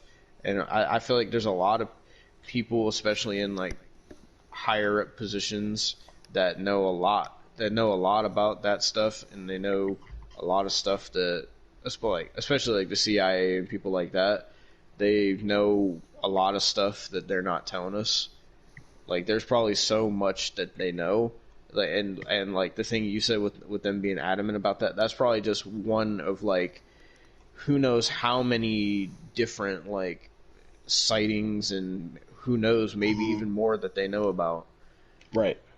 So I mean, Different species. Who knows? Yeah, I mean, again, that comes back to the whole Area 51 thing. I mean, I don't know what's in there. Nobody does. But I remember that whole stupid thing where everybody was like, "Oh, we're gonna fucking boycott Area 51, and everybody's gonna go there." And that didn't work out. But like, Well, they went. People actually did go. Yeah. wasn't it like only like? I know it The wasn't as fucking many guards people. came out and started dancing with them. They didn't go. They went like halfway, and they were stopped. And then I guess they just started dancing. Like there's videos online, you can probably find it, where you can see like there are some like Area 51 guards. I don't know how they did it, but they got them to dance with them. I don't know. They just started having a party because I don't know, like in the party. Well, I don't know, but I don't know. Maybe some people out there aren't as smart and intelligent as J Station to go to Area 51 and create him and claim that he actually got in. damn, AEW is packed tonight. Oh yeah, I forgot they were doing. For some reason, they're doing Dynamite tonight. For I don't know why. Oh God. But like, I don't know. I know that there's so much out there that we don't know about, and certain people know about it. They just haven't told us. Like, there's so much that we don't know that we should know. Yeah, man. I don't. It's just, it's scary. I rather know. Honestly, like, I would rather an alien right now appear before my eyes and go, "Yeah, we're real. We're not gonna hurt you. Just leave us alone," and then walk away. And I promise you, I would be so fine. I just want to know. Yeah. Like, and it's like I feel like these conversations, some people might think they're crazy, but it's like you can't ignore there's weird shit going on in this world. And it's like you can't just have weird shit going on and then just like never tell us, because you make movies and you make books about the stuff that we see that you tell us is crazy. Like that, like ghosts and shit. I don't want to fully dive deep into it, but like I've seen some stuff, yo. And it's like, you mean to tell nobody? You can't just be like, you can't just casually. And I know they say, well, there's not gonna be a panic. You don't gotta like yell at us, but you can't casually show us a picture. You know what I mean? Like you can't a zoo. I don't know. Yeah. There's not one here that's like friendly. That's like, I don't know, man. Maybe I'll just say hi for a second. Do you think that in like somewhere like Area 51 or like the CIA or something, do you think that they because they obviously know something and they know way more than what they're telling everybody. But do you think that oh, God damn, bug flying in my face. Do you think that they maybe found something or discovered something and they were like, 100%. oh shit, this is fucking dangerous, or this can be. I'm thinking that's been weighing heavy on my mind for a minute. I just want to know, like, I wonder if anybody else think about this shit. Yeah. I Yeah. mean, It's interesting, and it's it's different than your normal shit. I don't know. Yeah. I mean, yeah, it's definitely interesting. Like, I used to be like, I used to think that there wasn't anything out there, and I used to think like, oh, aliens aren't real, and this isn't real, that isn't real. But then like now, the way I feel about it is I can't believe that there's nothing out there, because there has to Right. be something. Like, no matter if it might not even be from our galaxy. It could be from another galaxy, because I've seen videos on how uh, like scientists believe that you can use like black holes to travel from galaxy to galaxy and shit like that. And like, so I mean, who knows if There's other universes maybe, too. yeah, there's other galaxies, and among that there's other universes, and like the space itself is just infinite, as far as we know anyway. But like it's just like I mean, who knows? Maybe in another galaxy there's some kind of life force out there. It might not be a human life force, but it has some other form of life.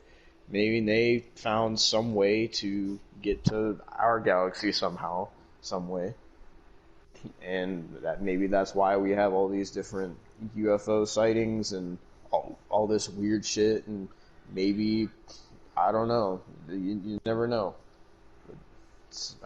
I believe something certainly could have happened like that.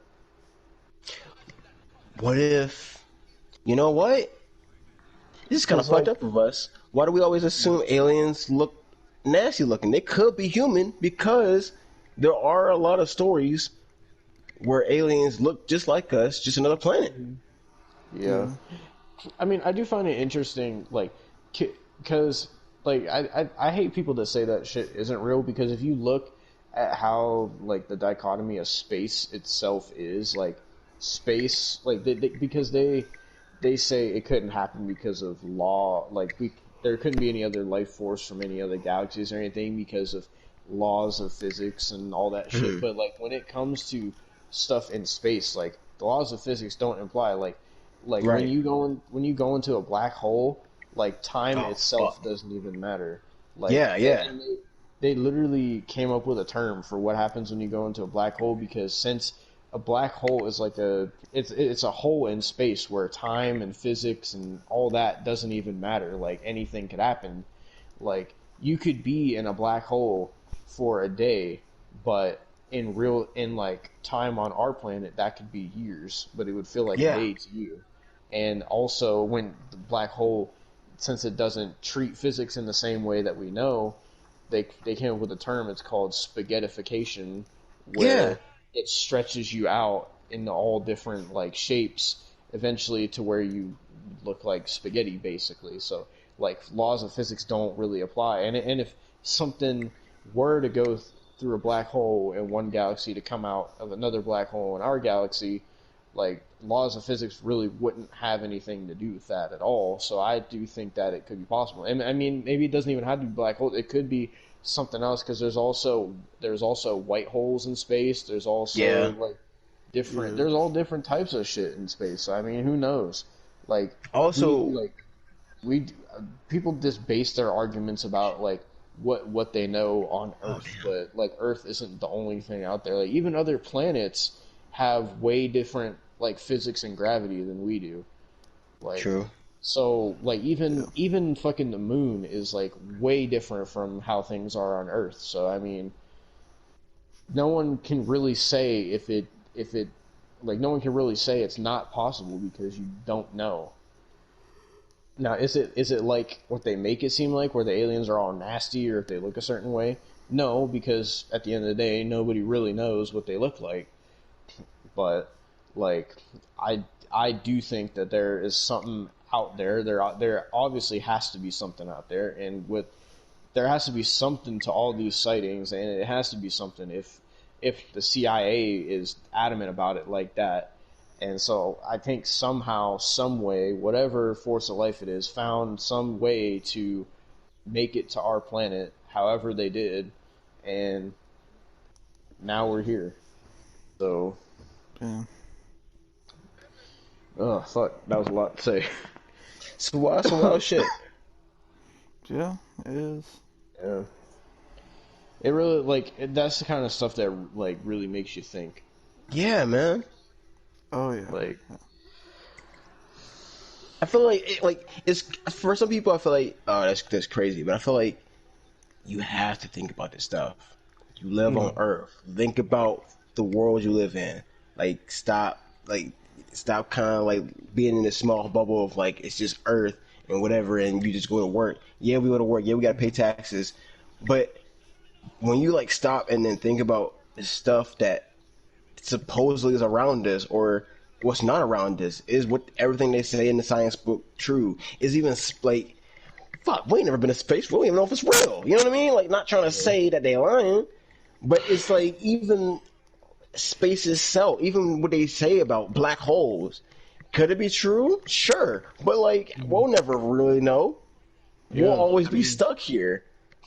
yeah, everything that we know about space. Obviously we know about our solar system because we've been to the moon, and we've sent like stuff to other planets like Mars and Oh, shit that's true. You're right. stuff. But as far as like beyond our galaxy goes, like all that and like the black holes and shit, like all that is just like that's just what they speculate or what they hypothesize or they just like it's just it's what they think. It doesn't mean at the end of the day that's what it is because the Well, way no, they because even describe themselves, they have there's no way pictures that of we other can galaxies. Have you seen that? no. But I have not either. they said themselves that there's like with how vast space is, like even getting out of our own galaxy, there's no way unless we invented some kind of like uber fucking fast light speed travel. Like there's no way that we would physically be able to make it like somewhere outside of our galaxy. Even like to somewhere like Mars, I think they said it takes like months just to fly to Mars. Yeah, it Like, does. and that just shows me how like vast it really is. Because when you see pictures of the solar system, or like when I was taught about it in school, like they make it seem like, oh, here's the sun, and then all these planets are like close to each other. But then when you actually look at the space in between and how long it takes to get from here to like Mars or something like that, and it's like holy shit, like Yeah. that's just how much space, like just empty space, is out there. Like it's crazy. Yeah, I was watching this documentary one night, and I was a bit tipsy. I like watching documentaries. I don't know why. And it was a space one, and it might have been the same one you was because I learned about this spaghettification from that too. And one planet that they were talking about certain planets and like what goes on in those planets. And they were talking about this one planet that not in our galaxy, but another one that they know about somehow. I don't know. And they said that when it rains literal glass Wow. sideways. They say like this. It's like I think it's No, it's Saturn. I think it might be Saturn or it's another planet where when it storms, it's glass because of it's the storm is made out of some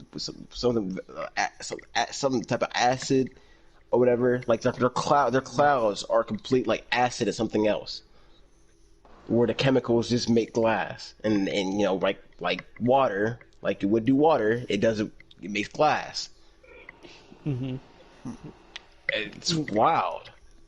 I mean, I also seen that they think that in another galaxy, I don't know which one because there's so many different ones, but they said, I mean, I don't know if they know it 100%, but they think that in another galaxy that there's another planet in that galaxy that looks very very similar to Earth, and they said it looks like it Yeah, looks like you would be looking at Earth, but it just looks a little bit different. And they said it looks like it could be inhabitable because it looks like it has oceans and shit like that. yeah. So, my Luke Harper. Um, so is it possible that that planet or planets that are similar to ours, and that's where we've seen these ships from? Maybe it's another version of us that's coming here for some I mean, reason. there's also like the parallel universe thing, but that's a whole different thing. Yeah, But like, it's crazy to think that like right now in that galaxy on that planet there could be people there. Well, not people necessarily, but whatever life force there that could be doing something, talking about whether or not we exist at the same time we're Yeah. wondering if they exist. yeah, Like you never know. Like what if this whole time like they also thought like, well, like we can't be the only life force out there. What if there's something else? But maybe they actually had the technology to actually go and see if there was like to actually go discover that life force, because I mean we don't got that technology yet, but it's just crazy to think that like right now on some other planet out there in the universe there could be another form of life wondering exactly what we're wondering, if there is anything else, any other life out there besides them. That's crazy to think about for me. Yeah. yeah. I like talk like this. It's very Yeah. interesting. It makes you like you say like it makes you Yeah. think. Definitely does. Yeah. It's very very interesting. That's why space itself is so fascinating to me. Yeah, man. It's the most fascinating, like mysterious thing that there is. It's why sometimes, not all the time, but like I like watching like the one there's a Star Trek movie I like, or Star Wars, or because it's just I was watching Mandalorian, Mm-hmm. and it's like stuff like that. They just go planet to planet. It's just like, are we ever gonna get to a place to where we just go to planet when we feel like it? I mean, I Probably not in hope. our lifetime, probably not. But like, do you think humans will ever get to a place where if we have the spaceship travel for it, if there's life, and then we just go to planet, if we bored, like Earth kind of trash today. Let's see what Venus is up to. My girl on Venus. I Let me mean, just I think hyperspeed over so. the Venus real quick.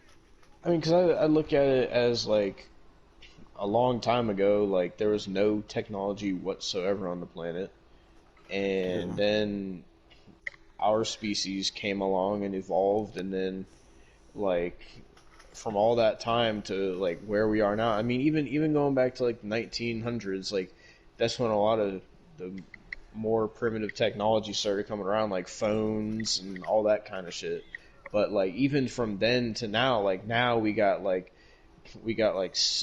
self-driving cars, like the Shit, robot car true. that Neuro Domino's is using car. to Yeah. deliver pizza. Yeah, the Yeah, that's Neuro true. car, and like we got like I mean we got vehicles in general, like high tech vehicles, and we got like all these different types of planes, and like we got like the super what the fuck is it? It's like this it's I think it's in Japan, and it's like this train that goes like a couple thousand miles per hour. I think I forget what it's called, but like and like we have like touch screen shit. We have like virtual reality shit that we've invented. True. We had like I mean, I like just with what we have now compared to even like 20 years ago, like the technology is like vastly different. How like 20 years ago we still had like flip phones and all that. Now we have like the social media.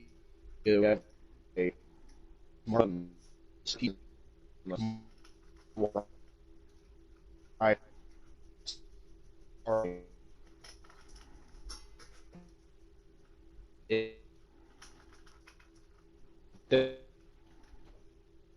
It probably lifetime, but I do think that will happen one day. But I mean, because like even like every year that every technology improves. That's why they put out new phones and new this, new that, because they improved the technology every single year to where like I remember back when like the best quality of shit we had was like 480p, and like then it was 720p for the longest time, and then it was 1080p, and then it was like that for a while until 4K became a thing, and now we have Yeah. 8K. Yeah, wow, So yeah. so I Making mean, great points. yeah. So I mean, I do think that could happen one day. It'll probably be far off, but I do think so. 'Cause I mean, even space travel itself is improved so much from like the first time people went to the moon to like now, where we sent like I think they said we've sent man-made devices like to Mars, and they sent some just into space to see how far it would go, and like it like just crazy shit that we never thought would have been imaginable like even 100 years ago. It's what, like, even everyone who's listening, like, seriously, look around your room. Even if you're listening, everyone, look around your room. Look at the objects you're looking at. Just pan around and just realize that at some point, this was nothing but grass and air. Mm-hmm. And human beings, we did all of this. Yep. Like, like, I don't know, it kind of just like blows my mind sometimes, because it's like, Yeah. I think we take it for granted. Yeah. We are surrounded by man-made technology that is this that when you sit down and think about it, you're just like, who the fuck was even thinking about this in the first place? Yeah. It's crazy enough to where it's even to a point of like where we have like all those robotics and shit, like the neurocar and like other different robotics, to where like one day our technology could be good enough to where we build artificial intelligence and shit like that. Like, It's amazing. yeah. Look at these games. Like the new they just released the new Unreal Engine 5, and people been going ham making their own games. And I'm looking at the graphics, and I'm like, wait a minute, is that real life? That's a game? How? Yeah. How are we doing this? It's crazy. Like,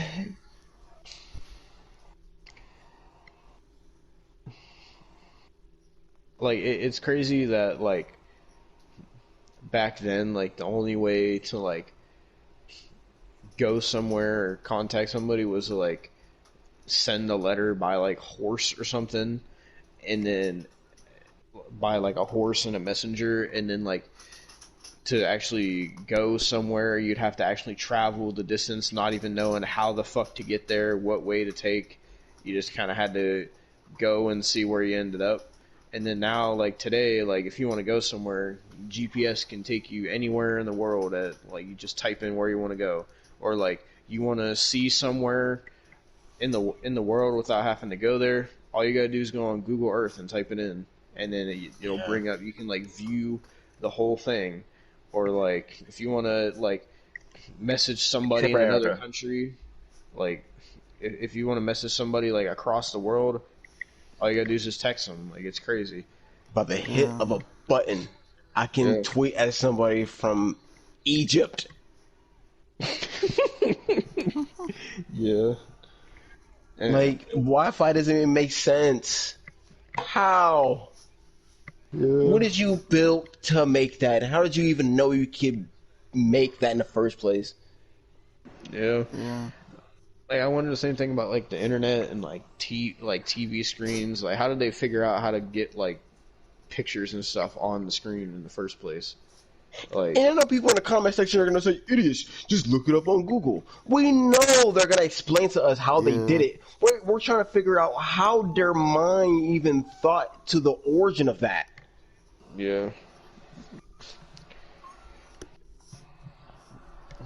Like that's like right now. Let me just think of something random. I can't. Magic. I can't even think of something new. You know what I mean? Like, how do you think of Yeah. something like? How do you think of something new without something to inspire you? And Yeah. what inspired Wi-Fi? Well, I guess the phone. So then what inspired the phone? The cup with the wire? Probably the telegram Oh yeah.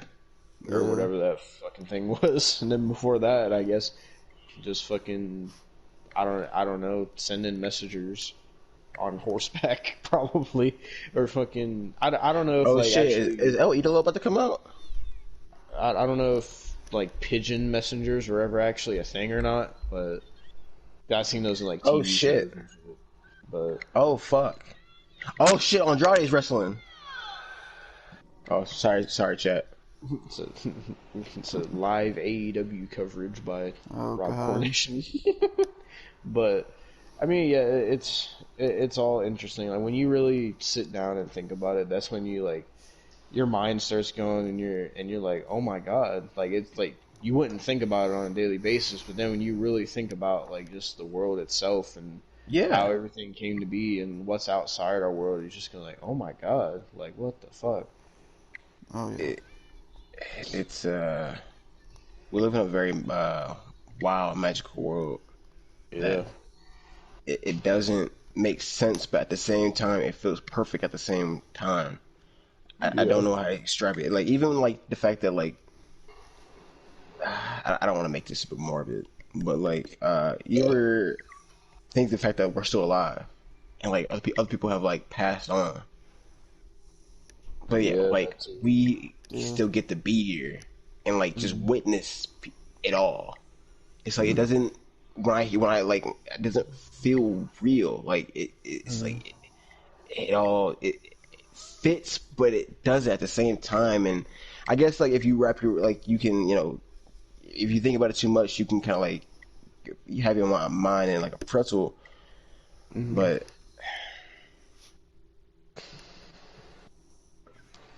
I don't know. I feel like this is.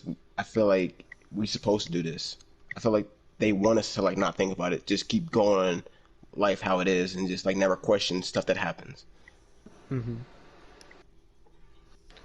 Yeah, cause I think like no matter what technology we build or what we discover in space or anything like that, I don't really think we'll ever find out like exactly like why life is a thing to begin with, Yeah, like or why they the haven't after. universe is a thing to begin with or anything like that. Yeah. Damn, Austin, you sound tired as hell. I am getting Yeah, pretty yeah. Poor tired. guy's been working. This dude's just like, man, I don't give a fuck about aliens. I'm tired as hell. I don't give a Nah, fuck. nah. I give a fuck about the conversation, No, but it's just like, I know, I could, like, I'm with you, cause like when I'm tired, I'm like, dude, man, yeah, it's cool and all, but like, yeah, I I worked. get it. I When I'm worked. tired from work, I'm just like, I want to go to sleep. I worked like 21 hours, and then I went to Waffle House after my last shift because I was offered like a free meal. So I was like, you know what? Fuck it. I deserve this. But I didn't go to sleep until like 4 a.m. So Yeah, man, it's like you gotta get some rest. yeah, Yeah. I got So work is tomorrow that at 11. so? Was that all of our topics then? I think so. Yeah, that's all I got. All right. Cause I don't. I mean, the only other thing I can think of that I had was just the fact that and this doesn't really have anything to do with the last topic. Is just like that I seen that Total Divas and Total Bellas got canceled and they're not going to be shows anymore. So that's a positive note to go out on. Thank Yeah. God. So Thank the Lord. You can pop a that's about the only champagne other bottle thing I of that. had. Great news to end on. Yep. So I guess I'll do the outro. Yeah, please. So thank you everybody for watching this episode of What the Fuck Podcast. It's probably our longest episode, I assume. Maybe the weirdest. I mean, that's probably the most in depth we've ever went in on a topic. To be honest, probably. I hope you all enjoyed Tony's Fast and Furious rant. I did. But thank you to Tony for coming on the podcast. Always happy to have you on. So we didn't do this the first time around because we weren't really sure how to do the whole guest thing. But so now every time we have a guest, I want to ask at the end, like, what social medias can the people find you on, Tony? Oh, okay. Well, you know, my YouTube, of course, Robcore.nation. You guys can subscribe to me on there. I might, listen. He's there every me uploading. Like, I want to upload, but like it just never seemed like anybody interested. So I just don't, because I don't think nobody wants to. So I don't know. He uploads every 16 months. Listen, I work. I don't know. We'll see. If people seem like they actually want to, then I'll actually do it. But I don't want to do it and waste my time and like no one watches. But y'all can follow me at Instagram at also Robcore.nation. You can follow me or snap me Snapchat. Actually, you know what? Follow my Twitter. That's what I need up. Follow my Twitter. I don't never post nothing. I just want my followers up. Yeah, just follow me at Robcore.nation. I don't never really post nothing. I retweet occasionally, but I don't really post nothing. You just follow me and that's it. All right. Yeah. All right. With that being said, is there anything else you want to say, Austin? I'm tired. Fuck working. Yep. All right. So thank you for watching this episode of the podcast. We will see you next week for episode 11. I'm not sure what it's all going to be about yet. Zombies. Maybe, I don't know. It also depends like what news we hear throughout the week or anything. But with that being said, thank you everybody for watching. We'll see you all next week. And yeah. Bye. Peace.